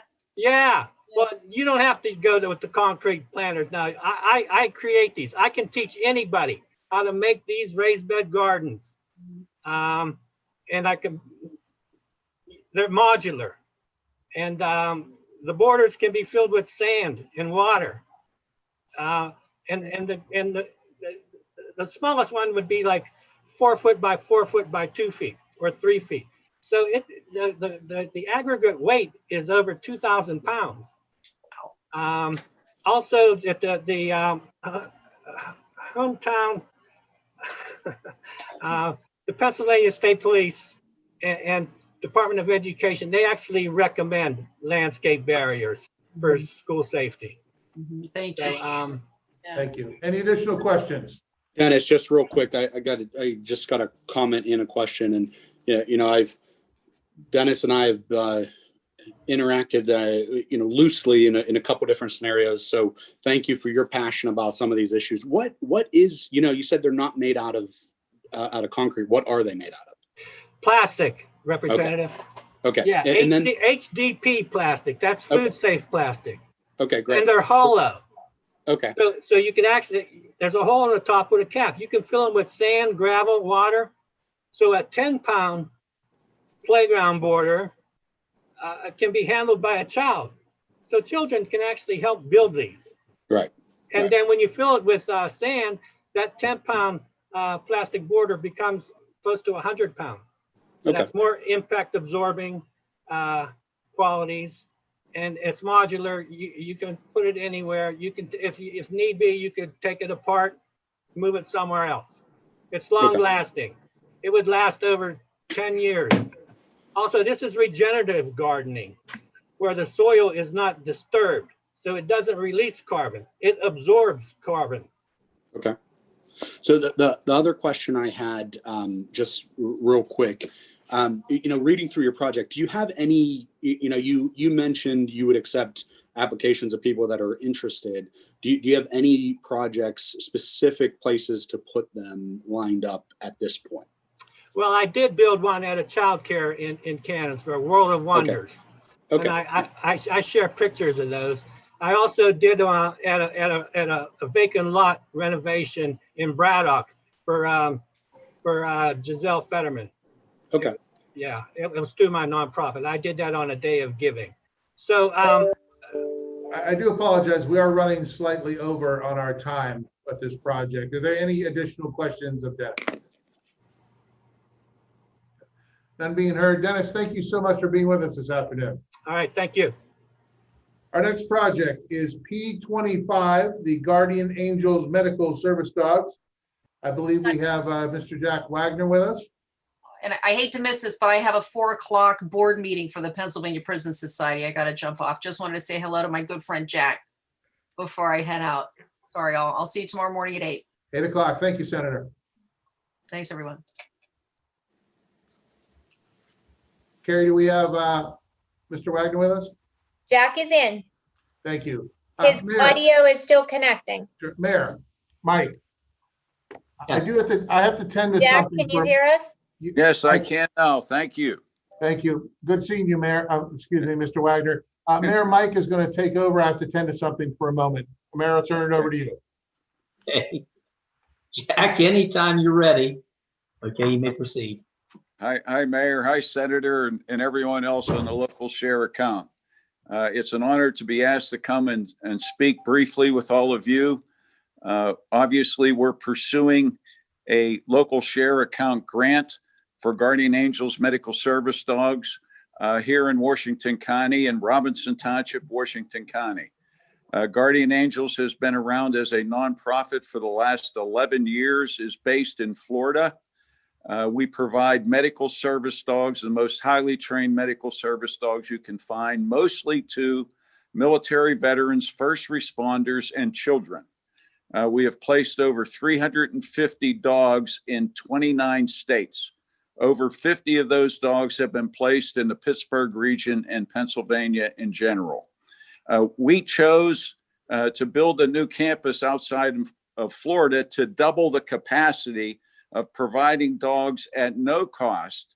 And the cost of raising and training a dog is $25,000 over a year and a half to 2 years. But we provide every single one of those dogs at no cost to the recipient. And what we're really or asking funding for is for recipient temporary housing, a building on the campus that would have 4 efficiency units. We want to build 2 of those buildings, which would house a total of 8 people. We have a commitment for one of the other buildings from a corporate sponsor here in the Pittsburgh region. Our request to all of you is to sponsor a portion of the cost for the recipient temporary housing building. This campus in Robinson Township, Washington County, is a prime piece of property, 102 acres. And we're proud to be in Washington County. We're proud to be part of what many good things are happening in that county because of all of you. Okay, thank you, Jack. Does anyone have any questions? I just have one. Please. Where does matching money come from? I mean, your nonprofit, or donations or other grants, or how are you getting the other money? For the campus. To keep it going, to keep the whole project going. Well, we were fortunate due to the support of Senator Bartolotta, Representative Ortizai, Representative O'Neill, Governor Wolf, to recently receive $500,000 from the RCAP monies within state government. We have commitments from 3 corporations, one of which is for one of the recipient housing buildings. We continue to pursue major foundations in the Pittsburgh region. We purchased the land ourselves at a cost of $600,000. The value of the land is approximately $1.2 million. With all the good work that's going on close to the new highway, where the land is located. We will continue to raise monies. And not only that, Guardian Angels Medical Service Dog is economically well suited. We have come through, hopefully through, or about to be through COVID-19. Every one of our dogs are sponsored. PNC, for instance, has sponsored over 30 dogs at a cost of $25,000 a dog. Highmark, Lamar, Armstrong Utilities, the Pittsburgh Steelers, Pirates, Penguins have all sponsored dogs. We have received overwhelming support here in the Pittsburgh region to not only sponsor dogs, but to build this campus. Okay, thank you, Jack. Anyone else? Any other questions? Okay, thank you. Thank you, Mayor. Thank you, everyone. I appreciate it very much. Okay, the next on our list is Centerville, P4. Are they ready? I'm letting Steve in right now.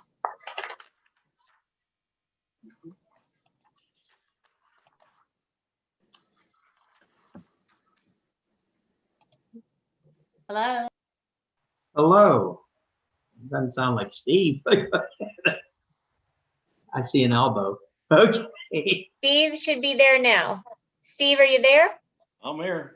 Steve's Okay. there. Oh, Steve has two pictures. Okay. I have two pictures. Steve, Where? anytime you're ready. All right. This Next is one is the P4. Centerville Borough UV replacement. The UV project is 161,200. We were asking for 145.80 with the authority contributing 120,000. The plant was built back in 1991 with the ultraviolet disinfecting system. The system is basically out of date. Getting parts is hard. Bulbs are a lot more expensive since not many people use it. So the newer UV system has a cleaner. It actually comes with a UV intensity meter on it that is now required by DEP to read 24/7.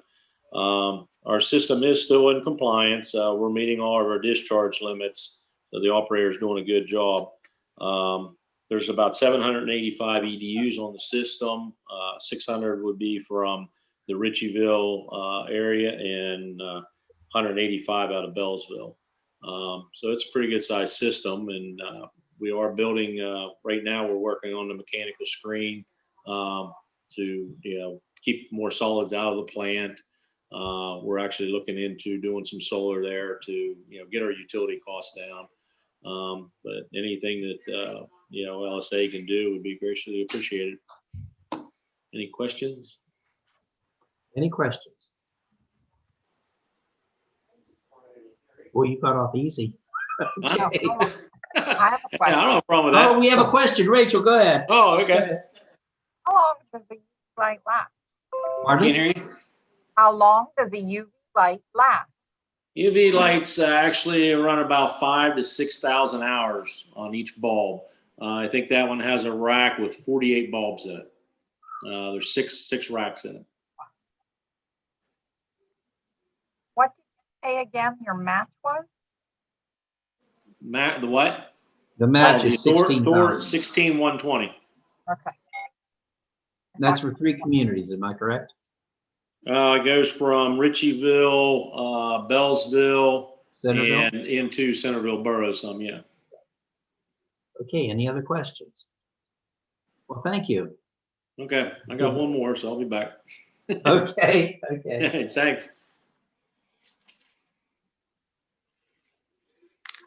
All right, Mayor, And thank I you. believe the next one's E2, am I correct? Yes, Nate Phillips.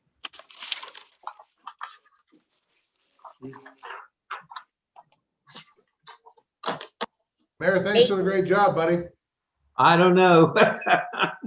I'm glad you're back. We're on E2. E2, thank you. I believe that's the Chapman support page. One. That's correct. Nate's That's correct. audio it looks like it's having trouble connecting. Do you want to give him a moment?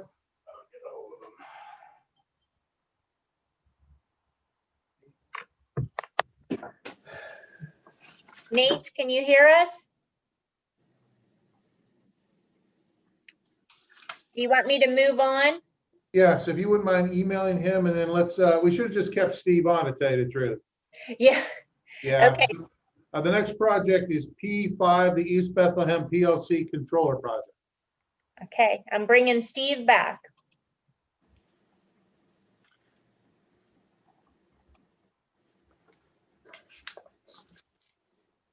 Hey, I saw in there the messages. I think that Melissa is from East Beth, if she's still on. Okay. Steve, you're back. Yeah. On your message there, just out of curiosity, that Melissa, I think, is with me. I sent an email out this morning. Oh, Melissa's Galaxy? Yeah, Okay, I will bring her in. but I can go ahead and get started if you want. Yeah, Steve, in hindsight, we should just kept you on, buddy. Sorry about that. I scheduled them this way because I didn't know how this was going to work, but it, worked out okay. So no big deal. No, thank you. Please proceed. Okay, next project. East Bethlehem Township Sewage Authority is looking for a PLC for their controller that operates the sewage treatment plant. The controller, it's actually going to be installed through the manufacturer because it can't hire anybody. It's just to control the sewage treatment plant. The cost from the supplier is $62,675. We were looking for $56,400 with the authority putting in $62,775. Plant was built back in '96. As you guys know, we've been basically every year trying to fix it up gradually. The authority doesn't have much funds available. We do have a pretty good sized system. There's 990 customers in the plant, 724 out of East Beth, 275 out of Vesterburg. So basically the controller, like I said, it's the brains of the system. We found out last year when we were working on the UV, it went down and we couldn't find anybody that knew how to do the programming of it. And that's the reason this came up as a project for this year, was because we can't find parts, we can't find anybody to work on. So if it goes down, it's, the only way we can basically do anything is actually truck everything out until we make the repairs. So we just like to go ahead and fix it now to make sure the plant doesn't go down. Right, you're requesting approximately $56,000. 400, yes. Okay, thank you. And like I said, on all the other ones, the question is, if we don't get it all, we're going to have to do something. So we'll try to go to the bank and do what we can to make up the difference. That's just what the authority said right now that they could put in. All right, thank you. Any questions from the committee? Yes, Jeff. Okay, Mike. Your monthly is $64, correct? 66. We're not okay. 66, and you have about 1,500 customers, EDUs. 999. Oh, well, I wrote down numbers as you said 275. 724 plus 275. Oh, okay, 990. Okay. I mean, the match is very, very small. As mayor, I look at the money all the time. I'm the money person on here, so I was just wondering if they could up that match a little bit. Well, like I said, I think it's something that we're going to have to fix before next year's application. So they're going to have to come in with something if we can't get it all, because if it does break down, it's not going to be okay. Yeah, too pleasant. I understand. Okay. Thank you. All right. Thank you. Have a good night. Thank you. Thanks, Steve. All right. Bye. Thank you. Carrie, any word from our friends at Chapman? Yes, we have someone. Oh, they just dropped. Okay, we had someone else included. How about we move to C5, which is Terry? I love it. C5, Canonsburg Town Park, and we have Terry with us. Terry, how are you? She's still coming in. Okay, thank you. She's there. Here. Terry, good afternoon. Good afternoon. How are you guys? Good to see you. Hi. Nice to see you. Nice to see you. We're discussing the Canonsburg Town Park infrastructure, number C5 for the committee's reference. You guys have been through this drill before. We have 2 minutes to present your project. Okay, great. Well, as you know, I'm Carrie Starter. I'm the president of the Canonsburg Friends of the Park, and with me is Rob Maseko. He's our vice president, and he's my partner in the grant writing process here. Just wanted to basically let you know that we want to first of all thank you for the money that you gave us to help us complete I'm so sorry. That's my landline. Help us complete our pavilion project, which is done. And sorry, I lost my train of thought. We completed the project of the pavilion, and we wanted to thank you for that. We couldn't have that happen without your assistance. As part of that project, we were able to, as Friends of the Park, donate the funding for a multi-level water fountain. I apologize, that's my landline. I work from the house. I can't turn it off. We're very excited. We donated the water fountain that helps the adults, children, four-legged friends, and it's the only public water fountain in the area. So we just wanted to let you know. With that, I'm going to hand it off to Rob to talk about our current project request. Hello, everyone. With the addition of the new pavilion, we are in desperate need of a restroom facility. We anticipate demand will increase for this facility as there are no other restroom facilities in the entire park. We use porta potties right now for the last 10 to 15 years. Those are the only ones available to the public. Users of the playground, the concert venue, the new pavilion, pickleball courts would all have access to this new structure. The restroom would be a 2-unit, handicap accessible, gender neutral, standalone structure adjacent to the pavilion. It'll make it easier for us to rent the pavilion and generate revenue for the park. We are also seeking funds for rehab of the Velma Jeffries playground area to bring it into ADA compliance and to remediate standing water issues caused by poor drainage. And we also want to create a paved connection from the playground to the pavilion, which now is just a gravel pathway. But with that said, I'm going to turn it back over to Terry. Thanks, Rob. And just basically in closing, as you know, parks, they're helping to improve water quality, groundwater quality, the air we breathe. They are helping vegetative buffers to combat against the development that we're seeing all around us, habitat for wildlife, and a place for children and families to connect.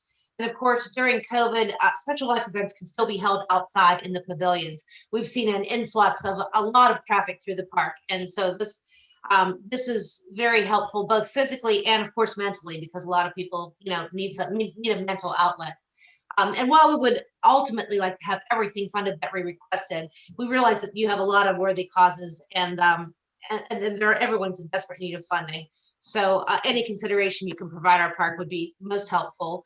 And again, thank you for your time and your generosity. Oh, one last thing, we are having a plaque for you that's being made to put on our LSA, on our VFW pavilion to thank you for the funds that you've donated, and it's still in the process. That's quite unnecessary, but very much appreciated. Thank you again. Thank you. Any Do you have questions? any questions? Yes. Any questions from the committee? I always have a question, Jeff. I'm sorry. From the monies from Cannonsburg for the gaming and for the Act 13, there's over $250,000. Did they donate anything toward this restroom and walkway grant? Yes, I think we do have it in the budget where they are. The borough and the park board are equal partners. They're donating $7,500.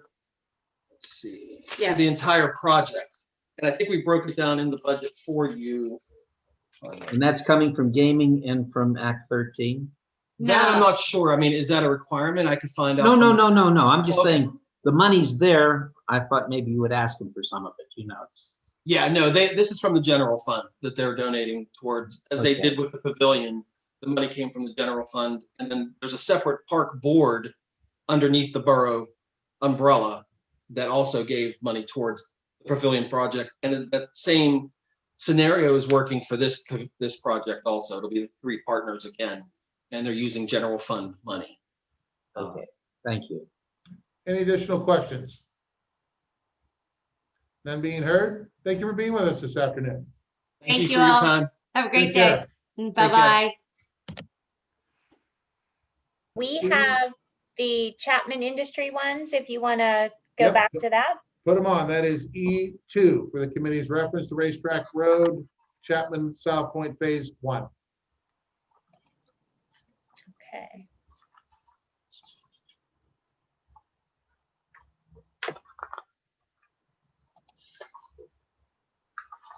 Okay, Nate, can you hear us? I don't. Uh-oh. Oh, can you hear me? You got contact. Hey, Tony, how are you? Hi, guys. Hi, Good. ladies. Can you hear us? You can. Mr. Catula? Yeah, good afternoon. Good afternoon.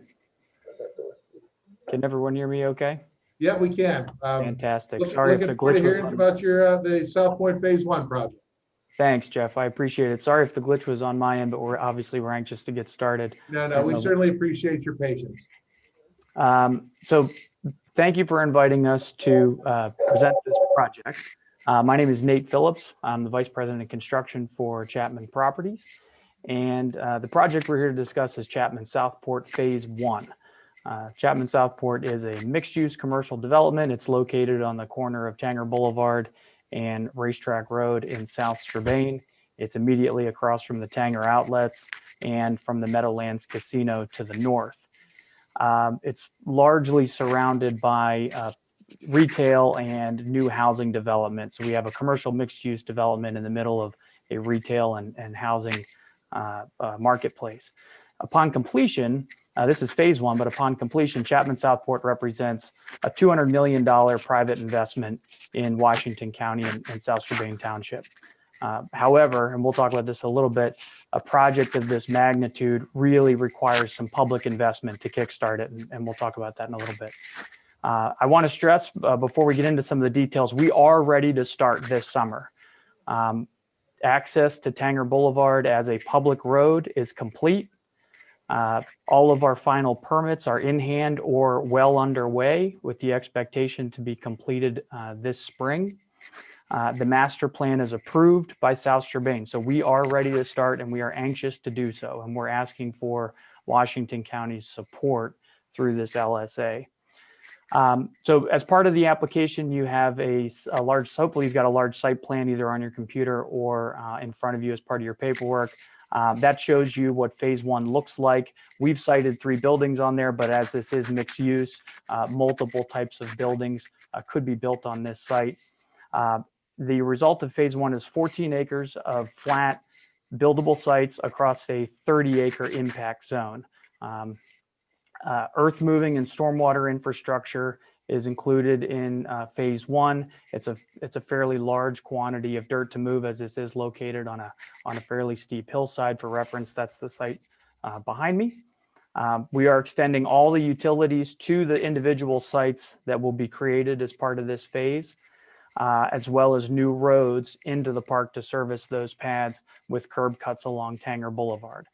The LSA scope of work, because of the timing of the release of the LSA funds, the LSA scope of work will largely consist of roadway and utility work, while the bulk of the earthwork happens this summer and the LSA funds become available this fall. So that's how we decided on what the LSA will cover versus private funds versus Pennsylvania RCAP funds. At the end of phase 1, private development kicks in and we intend to bring buildings with tenants to this site. And we think we've got a pretty good formula to do that. But the reason the public funding and the reason we're so anxious to get and excited about the LSA opportunity is this initial phase of any development is really the most capital intensive and thus requiring some public investment. And the reason is we've got a heavy load of earthwork to start. Utilities typically have to be extended longer distance. Stormwater ponds have to be built in their completion. And if we were just to take the market value of the resultant pads and put them up against all the money we've spent in both in the past and under this phase of construction, the net cost per acre would far exceed anything that the South Strabane marketplace could justify. So speculative development under those circumstances is nearly impossible. That said, if you wouldn't mind, we're running a little over time with your presentation. Already, I'm sorry. Yeah, that's quite all right. If you wouldn't mind just wrapping up and giving us some good bullet points to end upon. I appreciate that, Jeff. Thank you. So total value of the project is $4.7 million. We do have a $1 million RCAP grant. We've got 59% of the funding of this phase 1 is private funds. we're asking the LSA board to consider a $950,000 contribution to the project to really kickstart this project and get it off on the right foot so we can build the maximum size pads and bring in good tenants to this community. So with that, I'm happy to take any questions. Thank you very much. Nice presentation. Thank you, Jeff. Any questions from the committee? Mayor? I have two questions, Jeff. How many phases will there be in this project? Well, it depends on if we can complete phase one, it's an entirety, maybe just 2 or 3 after that, or 1 or 2 after that. If phase one has to be cut back because of financial constraints, there may be multiple, and obviously that's not our intention. And who owns the property? The property is owned by Racetrack Road Management, which is a subsidiary or a affiliate of Chapman Properties. So Chapman actually owns the property. We do. We have full site control. Okay, thank you. You're welcome. Is this covered by LRTA? Is there LRTA on that land or no? No.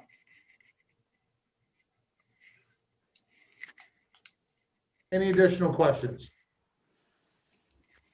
None being heard. Thank you for the great presentation this afternoon. Thank you very much, everyone. Enjoy the Good rest of your seeing you. day. Good seeing you. Take care. Likewise. Our next project is C9, the Denora Public Library Expansion Project. I can turn mine off. They are coming in now. Their audio is still connecting. Thank you, Karen.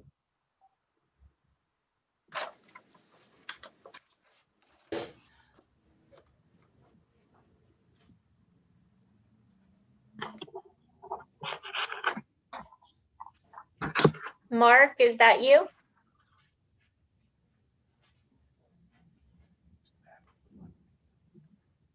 Denora Public Library, can you hear I'm in a us? meeting, John. Call me about 9 o'clock. Doesn't look like their audio is. Have they logged in at all? It looks like they're logged in, but they don't have any audio.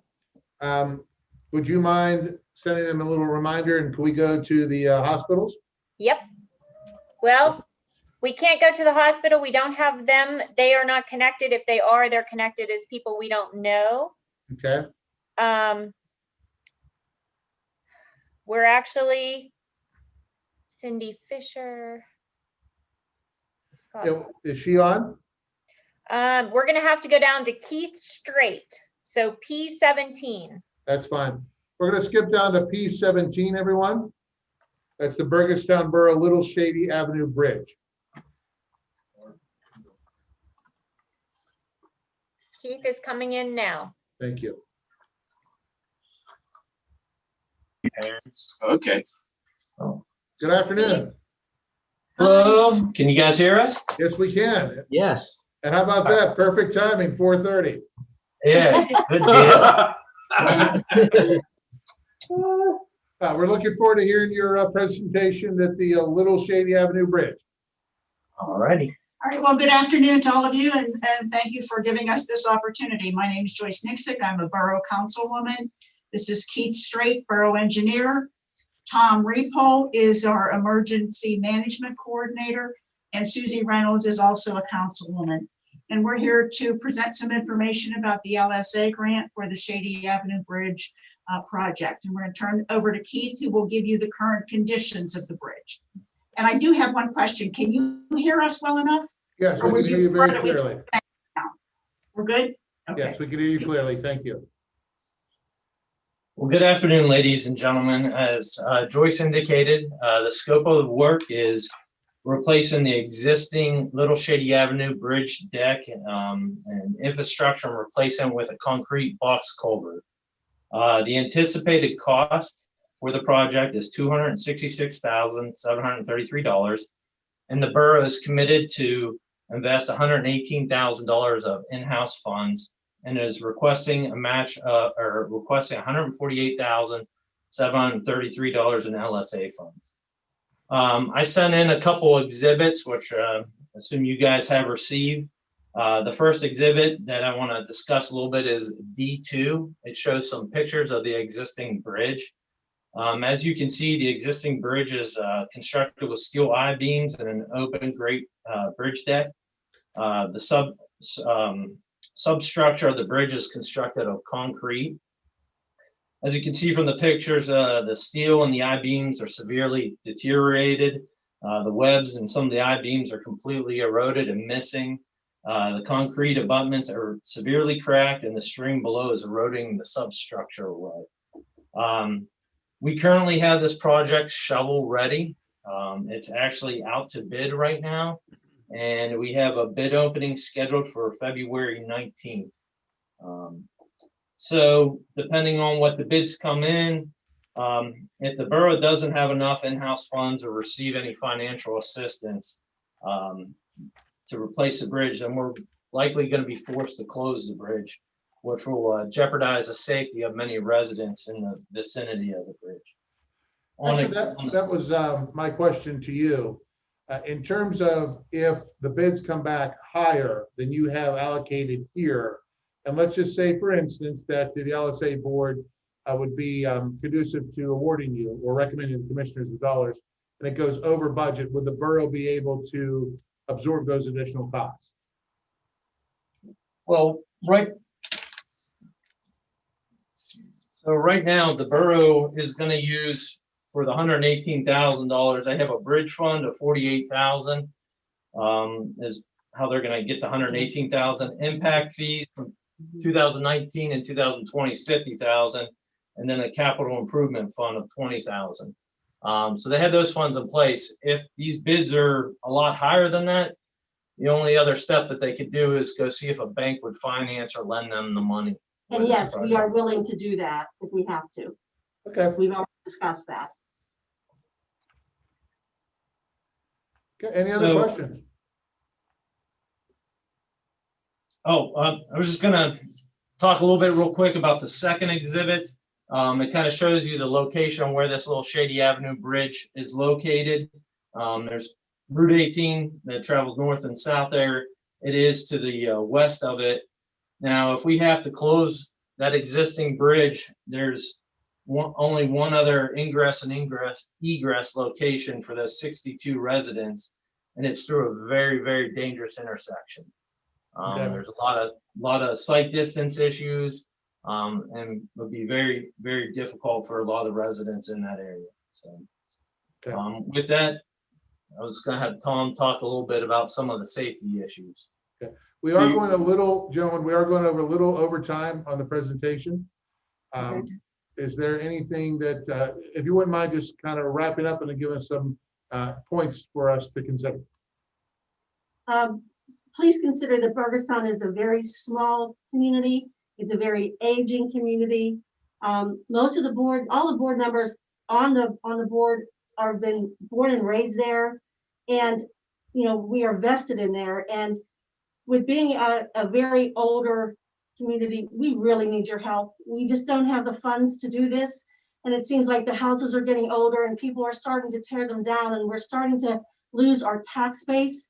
And we're kind of very much, you can't build around Burgerstown. We just can't even expand. So there's no place for us to grow. So we can't grow, and we're really kind of stuck. So we really do need your help on this. Thank you very much. Any questions from the committee? I have a quick question. Looking through the budget, down at the bottom of the list, there is $33,500 listed as other costs, and 28,000 of that would be from the LSA. I'm just curious as to what the other costs would be.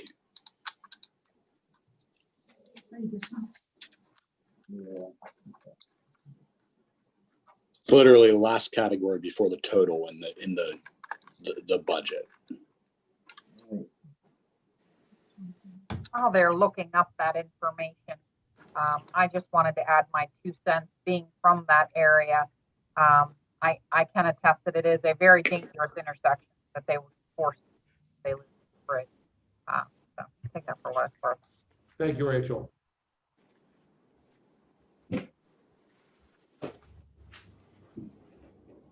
Well, while they're looking for that number, from a safety standpoint, during Ivan, we lost 2 major bridges. We lost the main Shady Avenue Bridge, and we lost a bridge, a state road bridge at Langloth, and the other Pittsburgh Street Bridge. we had a emergency call in that area. It was a 6-mile turnaround to go out through Dinsmore, another section of town, come back in. We had to cross the Little Shady Avenue Bridge to get there. If we don't have the Shady Avenue Bridge, Little Shady Avenue Bridge, and something like that would happen again, or a major accident at the intersection, we can't get to those 62 or 70 residents without that bridge. Now, from a fire department standpoint, the hydrant there would feed or take care of most of that area, but we're 700 feet away from the next one. We'd be heading east on that, and then the other one going west is 700 and some, or 500 and some feet. So, but the most important aspect of this is the EMS side of it. If we lose the Little Shady Avenue Bridge, we lose the main access into that area of town. They'll have to go down about a mile, come back up Shady Avenue at the major intersection. There is no sight distance. You got to sneak out and then hope for the best when you go to pull out of there.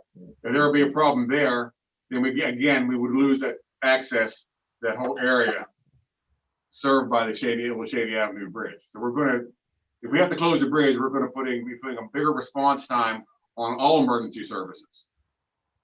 And again, the biggest impact would be on the emergency medical services side of this. And I think to answer your question, the other funds, if I'm looking at this correctly, is the engineer and architectural fees on there. We did prepare an opinion of probable cost, and one of the council members actually prepared this budget form, and unfortunately he's not here on how he broke down those costs. But the way I'm looking at this, it appears to be covering some engineering and architectural fees. Okay, thank you. Thank you. We are way over time on this particular project. Any additional questions? No, sir. Okay, none being heard. Thank you so much for your time this afternoon. Thank you. Thank you. We appreciate you being with us. Thank you. Carrie, I understand we have from a text that we have both the hospitals ready to go.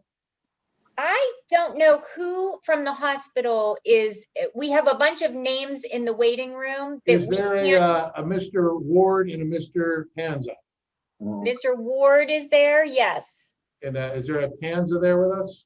No, we have a Ward, we have a Galaxy S10, we have an iPad, we have a Janine DeMuth, and we have a Josh Spar. I would let Mr. Ward in. Okay. I don't know who the others are, but we could ask Brooke, of course. Okay. Brooke is coming in now. His audio is still connecting. Okay.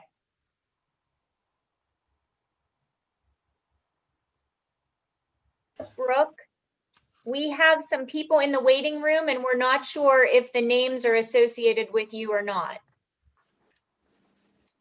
Okay, so I think the only other people joining for this section would be Lou Panza from Mon Valley and maybe his director of foundation, Mark. And Sarah's in the room with me here. So that would be the only ones I know of. Well, we have a Galaxy S10 connected and an iPad 110 with no names. The iPad is Mr. Panza, if you want to let him in. Okay. They're only on Lou's iPad. All right, I don't know if you heard that. Mark and Lou are both on Lou's iPad. Okay, good. Good afternoon. Lou, we see you, buddy. I'm here. Good. Thank you. Good. Thanks for being with us. And before we start, thank you both and your teams for everything you've been doing during this pandemic. We owe you guys a debt of gratitude for Washington County. Well, thank you. I will pass that along to the staff. They're the ones doing the heavy lift, but thank you. All right, we're interested in the modernization of Washington County hospitals' behavioral health units. Well, as always, thank you again for allowing both Brooke and myself to address the group. We are once again coming to the LSA group together as the two local community hospitals that are locally governed. Both of our behavioral health units are quite old. Yes. Ours was built in the 70s. Washington's was built in the 60s. They've had some renovations over time. However, as you noted, the COVID has actually put additional pressures on behavioral health. Again, it's one of the secondary issues that we have seen as part of behavioral health is the number of people who have been depressed and other secondary issues that go along with what's happened with COVID. So what we're both looking to do is really remodernize our units, bringing it up to the new standards, and then adding in additional security and safety features to help protect our staff and the patients that are involved. The regulations are constantly being updated to make sure that we have 100% ligature safety, meaning that the patients can't create harm to themselves, as well as adding additional safety features to protect the staff. So those upgrades will provide a more home-like and therapeutic environment at the same time for our patients. Brooke? Thank you, Lou. I appreciate that. The other thing I would say, both Mon Valley and Washington Hospital work together in this regard. And so I think it's, important that we do this joint application here. There are patients that sometimes we can't get in, Lou will take in his unit and vice versa. Our medical staffs in the past have worked back and forth. And so, mental health, behavioral health is really a countywide and a group effort. And I think the organizations have really worked hard to do that in the past. And of course, these services aren't going away. Matter of fact, a lot of people are anticipating following the pandemic, the need for mental health and behavioral health services is going to be more important because of the strain that this time has put on us. And that's been the case over the decades. In spite of, frankly, restrictions for the push to do that kind of work on the outpatient basis, the demand for this on the inpatient side has remained high and will continue to do that. Both Mon Valley and Washington want to continue to be able to provide this close to home when we can. A lot of hospitals across the country and in the state have actually eliminated these services. And so, I feel fortunate we have 2 hospitals that can provide this inpatient services for those folks who need it. They don't have to leave the county, go elsewhere. And I know Lou does this, and so do we. We also take care of people from outside the county, to try and make sure that we maximize the units, provide the service. And so we often get transfers from Fayette, Westmoreland, West Virginia, those kind of things. And so it's more than just the people in our counties, although taking care of them are important. And as Lou said, modernizing these units and bringing the safety up for the staff and the patients is really the reason why we're here today. And so, like Lou, appreciate the committee considering this. Appreciate Lou and Mon Valley being willing to jointly apply under this program. And I know that if you would so grant us these funds, it's going to help our community and our patients take care of this vulnerable population following this of this event. Thank you, gentlemen. Any questions from the committee? I just have one. Could you describe what you're going to do to a unit to make it safer and more secure? You want me to start, Lou? Go ahead, Brooke. So I think a couple of things. One, for example, at Washington, we're going to try and modify and renovate the entrance and exit to our unit. Right now, patients actually have to travel through our nurses station to get from the public hallway into the secure area. And we've been fortunate in the sense that we haven't had patients who've gotten violent during that little transfer, but they could. And so we'll modify that so that they can go right from the hallway into the unit and not cut through the nursing station. In addition, this includes additional security, proximity badge, swipe, and cameras to make sure that we can not only keep an eye on the patients in areas where they may be vulnerable and where they may not be. And then, as Lou said, ligature protection is extremely important. A lot of these patients could potentially do harm to themselves, so modifying the units is a constant battle. Every time you think you have the unit safe, all of a sudden there's another creative way where they find where they could potentially strangle or hang themselves. And so we do the best we can, but it's an ongoing battle to try and keep them safe. And I'll let Lou comment as well. Mon Valley, the biggest single change too is it's often referred to as a Sally port door system. If you know what that is, Mike, it's where you actually have 2 sets of doors. So you open the first set, they go into the vestibule between the 2 doors, you lock the door behind them, and then you open the next door into the unit. That's a Sally port system. And as simple as that would be in any of your businesses, because it's a hospital, they have to be long enough to fit gurneys and beds and staff in case a person has a medical event, which then makes the gap so large you have to start putting in fire suppression systems. So anytime we put a nail in a wall in a hospital, it's not the simplest thing. But that kind of Sally port door system is what is required now to protect your staff the most.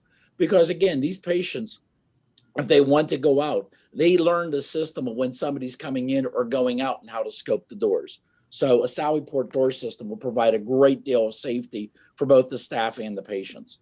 And then, as Brooke noted, the ligature issue, again, if somebody wants to do harm to themselves, they can be extremely creative So you wouldn't even think things as simple as the hinge on the door has to be a piano hinge that runs the length of the door. It can't be the 3-pin system that you're normally used to seeing at your home. So every little slight modification. Gentlemen, we are running a little over time. I do apologize. But is there any finalized questions from the committee? I just very quickly, you just do that for the evaluation. Do you keep patients for a long period of time? Oh, absolutely. Our average length of stay for a mental health patient is normally around 9 to 10 days. And But with the COVID, how many beds do you have there for that? Mon Valley has 22 beds, excuse me. We have Go ahead, Brooke. We have 27. And the other thing that's happened, John, is because these people leave our property to go to community living sometimes, with COVID, they're not being accepted there and staying longer in our building, which is creating additional demands for beds. I wasn't aware that you guys kept him that long. I apologize. Okay. That's okay. And John, the other thing I would add is sometimes there's a patient who needs services that are more forensic in nature. So even more secure than either Mon Valley and we can take care of.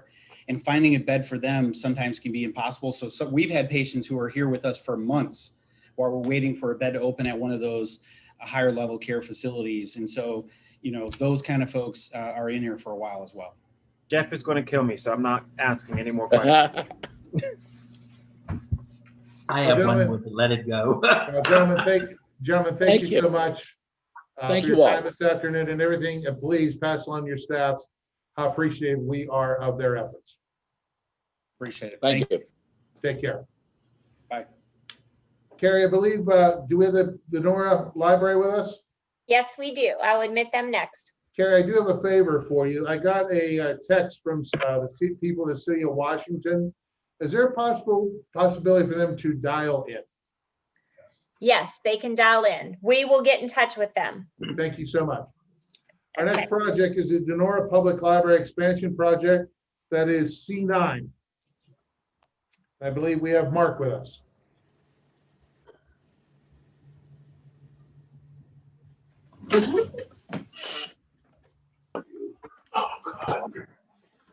Good afternoon. Hey, how you doing? Good to see you. Hello, everyone. Good to see you Hello. guys too. Thanks for having us. We're looking forward to your project on the Denora Library expansion. You have 2 minutes. Please proceed. Well, we're going to hurry up through it because we know you took our time. Most of you are familiar with it. We appreciate it. We got 3 reasons why we want to build this extension. We got to have room for our expanding programs and collection here at the library. We need a place to house the artifacts and the documents from the Historical Society. That's becoming so timely. That building we're there in is literally crumbling. That collection's in danger. And third, we were going to show you with our iPad where we couldn't connect the blight over there on that side of the building that we want to turn into something useful for the people of Denora. So we'll open it up to questions that you guys might have about the project. I'm sure you read it and you might be familiar with it. You've helped us in the past. We hope you can see fit to help us again. Behind Mark is a floor plan. You can see it. This is the addition. This is the existing library. It's a 2-story, 40 by 80. And it's all green. Everything we're doing is green. Kenny Kulik set everything up for us. We're hoping that you guys can help us out. We haven't got anything for the last 2 years, and we made a lot of commitments to people before this COVID started, saying that we're going to do this, do that. So. Yeah, COVID really hurt our fundraising, private fundraising. Okay. Gentlemen, have you started on any aspect of the project? That's the problem, Jeff. We wanted to because we were supposed to phase it in, and so we had talked to architect and we had plans, and we even had some feelers from people that once we start building for naming rights. But when we asked the redevelopment authority, they put us on hold and they said that they didn't want us spending any money until we had enough to complete the project. So we're in a catch-22 here. We can start, we could start phasing it in. We wanted to put up the concrete walls, the roofs, the windows and stuff like that. Okay. Okay. Any additional questions from the committee? Hi, my name is John Williams. I'm an attorney. Hi, Mr. John Williams. How you Oh, How doing? you doing? Hi, John. Oh, Your I question? apologize. I thought I hit the wrong, wasn't muted. My someone. Oh, I don't see John. I There's apologize. John. Yeah, how you doing? Oh, wait a minute. That was me. Okay, any other questions? from the Just committee? one question then. The Please. 2019 grant for 250,000 has not been used yet. That they told Correct. us we can't start putting out from bids. We talked to some people in the redevelopment authority. We have some plans and we'd like to start, but no, we have not because it sort of locked us in. We talked to Nate Voitek. We wanted to get up, and pour the Alex, don't footers. mention that. You're not on camera. Oh, I talked to Nate Voitek Alex.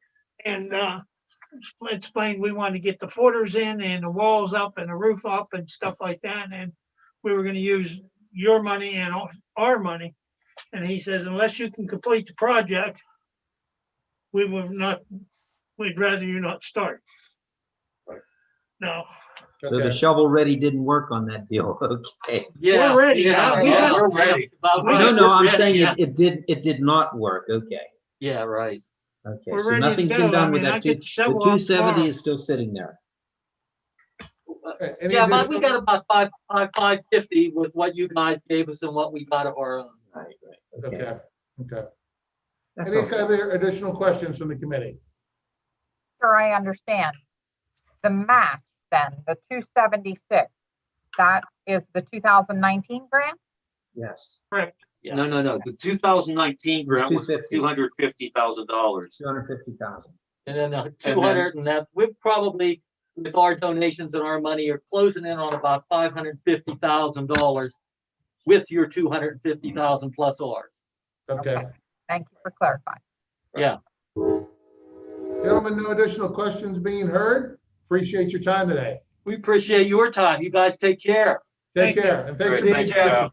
Take care. All right. Bye-bye. Our next project is the Washington County Historical Society. Clay Kilgore should be with us. He's joining right now. Nope. Okay, John. Yep. That one guy was the mayor of C26. Clay, you're on. Well, I want to thank everybody from the LSA committee for giving us an opportunity to present today, and hope you guys are having a decent day. I know this is kind of strange doing this over Zoom, but I'm sure you're doing your best, and we're going to try our best. So I'm going to start off. If you're not familiar with who I am, I'm Clay Kilgore. I'm the director of the Washington County Historical Society, and sitting with me today is Tom Milholland, our development coordinator. I'm going to let Tom start with our presentation. Thank you, Clay. As you've gathered by reviewing our application, the Lemoyne House's windows require some preservation work. But rather than focus our time on the what and the how of this project, we'd like to take a minute to focus on the why. For 2 centuries, the Lemoyne House has been a beacon for social justice in our community. According to the National Park Service's website cited in our application, the Lemoyne House is one of 6 NPS recognized Underground Railroad sites in Pennsylvania. In my extensive travels researching the Underground Railroad, I've become aware of only one other property that has a comparable profile of preservation and documentation in this region, and that's located in Ashtabula, Ohio. So sometimes we need to pinch ourselves to remember how lucky we are to have this remarkable asset right here. And to kind of underscore Tom's point, there was an article that appeared in the New York Times in February of 2017. That article was titled "Pittsburgh's Underground Railroad Preserved and Not." The author of that article had traveled to the Pittsburgh region in search of Underground Railroad heritage. And what she encountered and what she found, by and large, was that for the most part, the Underground Railroad and African-American sites in the region aren't here anymore. They don't exist. They've unfortunately, in a lot of cases, been demolished. But that article goes on to say that that something is still here, and that it is still being preserved in its original state, and that's the Lemoyne House. We are very mindful here at the Historical Society of the importance of the Lemoyne House to the city, to the county, to the region, and really to African American heritage and history in the state. And because of that, we have taken a systematic approach to the preservation of the Lemoyne House. We have sought out funding for several preservation projects, including restoration and preservation work to the portico entrance to the Lemoyne House, the stone steps, the windows, and the shutters. And we are here today to ask for support from the LSA program for the essential window preservation project here at the Lemoyne House. And we are happy to answer any questions that you may have. Thanks for the nice presentation, gentlemen. Thank you, Jeff. We appreciate it. Thank you. Any questions from the committee? I'll go. What else needs to be done to the house to take it back to 2 centuries ago, to make it historically correct? The interior of the home is primarily restored, except for the dining room. The dining room does remain how it looked in 1943 when Madeline Lemoyne passed away, the last Lemoyne to live here before it became the Historical Society's property. But it is primarily what it looked like in 1812. So the work that we are doing is not to try to take it back, it's to preserve those features that still remain. It has basically been preserved in its original state since 1812. And we are working to try to continue that preservation so that we don't have loss in security to those assets. So if the windows are not preserved, they are going to leak. That's going to leak into the main part of the house, and that's going to cause issues to all those original features of the Well, you don't home. want So- modern windows in the house. You have to keep it correct the way it was. That's what I meant by yes. taking it back. Okay. Yes, that's not to put in Anderson windows. You want to yes, remodel those exactly. windows. Yeah, we have to keep it to maintain Yes. our status as a National Historic Landmark. We have to do everything in a historic And that's fashion. all the ironwork that goes with it. Yes. Thank you, Mayor. Any additional questions? None being heard. Gentlemen, thank you for being with us this afternoon, as well as your commitment to preserving our history and heritage. Well, we appreciate the time and thank you so much. Thank you. Have a wonderful day. You as well. Thank you. Our next project is C22, the Montour Trail South Point Connector from Cecil Township. And I believe we have Cindy Fisher with us.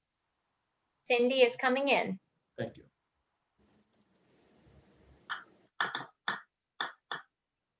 Hello, Cindy, how are you? I'm good. How are you? Fine, thank you. Thank you for being with us this afternoon. I'm sorry to quickly get off another conference call there for a second. Just tell me when you're ready and Cindy, thanks for being with us. We're looking forward to the South Point Connector project. You have 2 minutes when you're ready to start.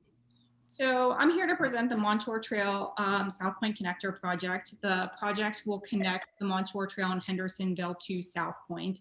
It's approximately 1.15 miles, which will be paved with asphalt from end to end. Over the last 18 months, we've worked diligently to secure both public and private funds, leveraging community support that is of utmost importance to us for this project. Just to get into the funding a little bit, the grant request, the LSA grant request is $363,646.50. This is the last piece that we need. We already have a DCNR grant, which is $84,100. We've secured $50,000 from Washington County Tourism. We have $50,000 from a private funding partner, Crown Castle. And we also have local government money, $20,000 from Cecil Township.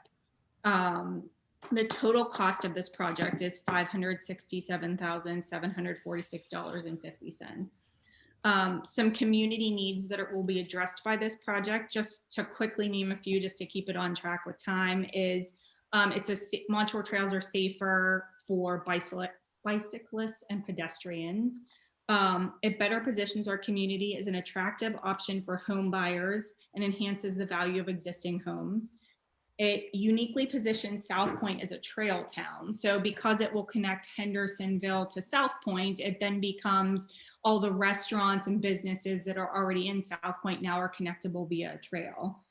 It creates a direct connection with the Montour Trail for more than 15,000 employees and 1,000 current residents in the South Point area.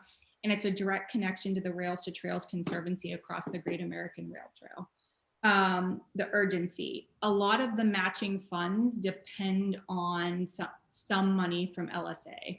So while the funds we have are great, we can't finish this project without at least some funding from the LSA grant.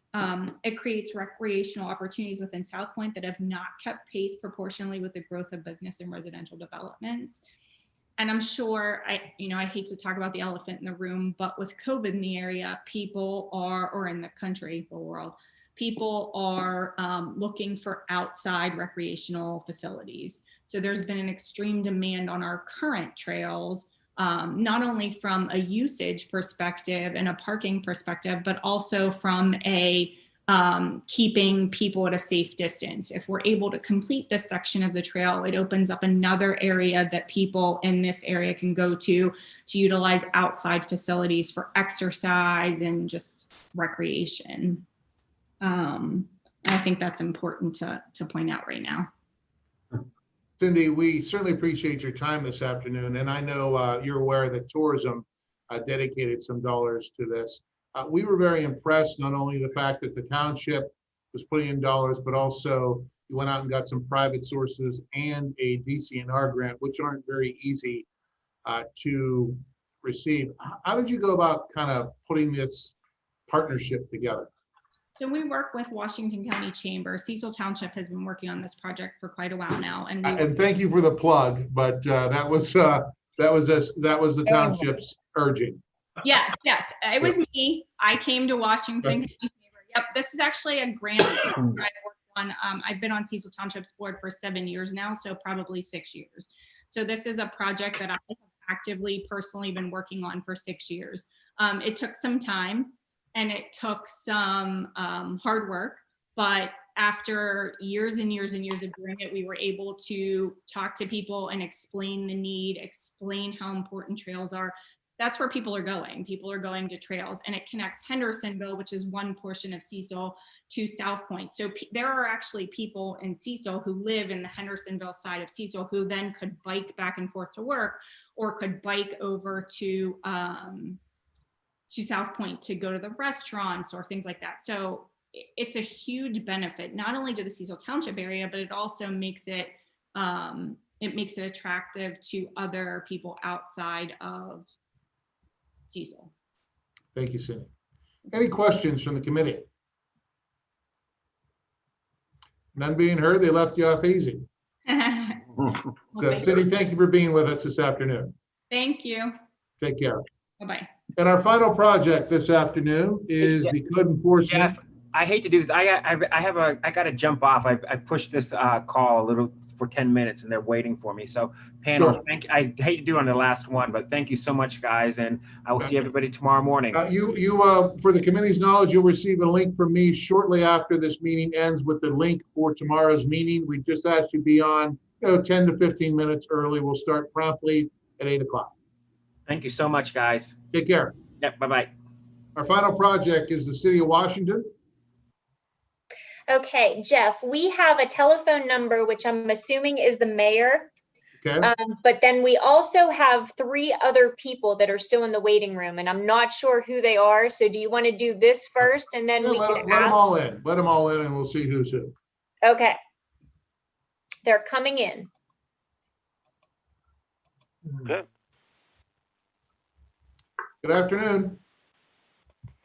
Good afternoon. This is Joe with City of Washington. Joe, how are you? It's Jeff Catola.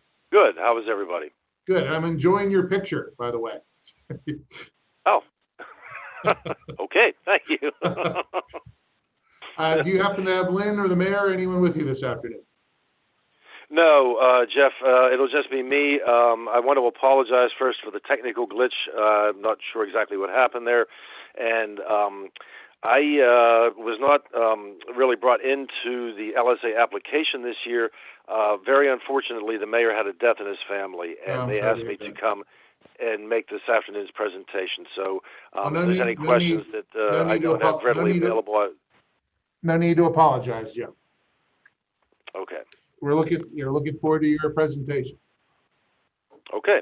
All right. I'll go ahead and get started. I know I want to be respectful of everyone's time. So thank you very much for taking the time to hear our application today. Our application for funding this year is focused on demolition and blight remediation within the city of Washington, which we consider vital to economic development and community sustainability. Funds we're requesting this year are in the amount of $300,000, $200,000 for the commercial property at the corner of Main and Chestnut Street, which is right in the heart of the business district. Many of you on the board may be familiar with this property. It was featured in the media a couple of years back. Some know it as the eBay building, some know it as the Moscow building. It's directly catty corner from Life Church there. It's been in that condition for quite some time, and we have retained an engineer for the project, and so that we're looking to demolish that building. An additional $100,000 that we are requesting will be designated for residential properties, the majority of which of these properties are located in blighted areas within the community. 12 of the properties have been identified, and all 12 have been condemned, and action was taken at council during a public hearing to raise these structures. Of the 12 structures that we've identified, 6 have had title searches completed and are ready to go out for bid and to be demolished. The city has $50,000 in funding to use as a match for this project. It is supported by a letter of endorsement from Senator Bartolotta, and that pretty much covers my presentation. As I said, we feel that the funds could be used, as I said, for this, what we feel is very important demolition and blight remediation. As I said, I'm sure that everyone on the board, anybody who's familiar with the city of Washington, is very familiar with that commercial property that I referenced earlier, and the other ones, as I said, are in highly blighted areas of the city, which we're hoping to revitalize those communities by getting rid of what we consider dangerous and unsightly properties. So, as I said, that's our application for this year. Thank you, Jeff. Any Thank questions from the committee? Yes, when the properties are demolished and the property is going to be sold, will this go back into a fund to demolish more properties? It could, yes. What we'd like to do is when we have properties that are on the demolition list and the owners are no longer able to maintain those properties, they don't have the funding to tear them down. What the idea is to have them donate the properties to the Citywide Development Corporation, which would then become property of that entity, and then they can be remediated. Hopefully, we can use the lots to hopefully rebuild on, have structures rebuilt there, and have them returned back to the tax rolls is the ultimate goal. So if we were able to do that, yeah, we could roll some of that money back into future demolitions. Thank you. Any additional questions from the committee? None being heard. Joe, thank you very much for your time this afternoon and the good work you're doing in the city of Washington. Thank you very much. I want to thank the committee, and again, I thank you for your patience with the technical problems we had and the fact that that I had to step in here this afternoon. I'm very grateful for your consideration and for your time today. Thank you. Joe, no need to apologize. We're all going through this together, and we're all learning about this virtual world at one time. Oh, yeah. Absolutely. Thank you so much. Have a good night. Thank Bye-bye. you. Good night. That ends our LSA presentations for today. We will start tomorrow at 8 o'clock. I'll be sending the board, gentlemen, I'll be sending the board a link for our meetings tomorrow at 8 o'clock in the morning.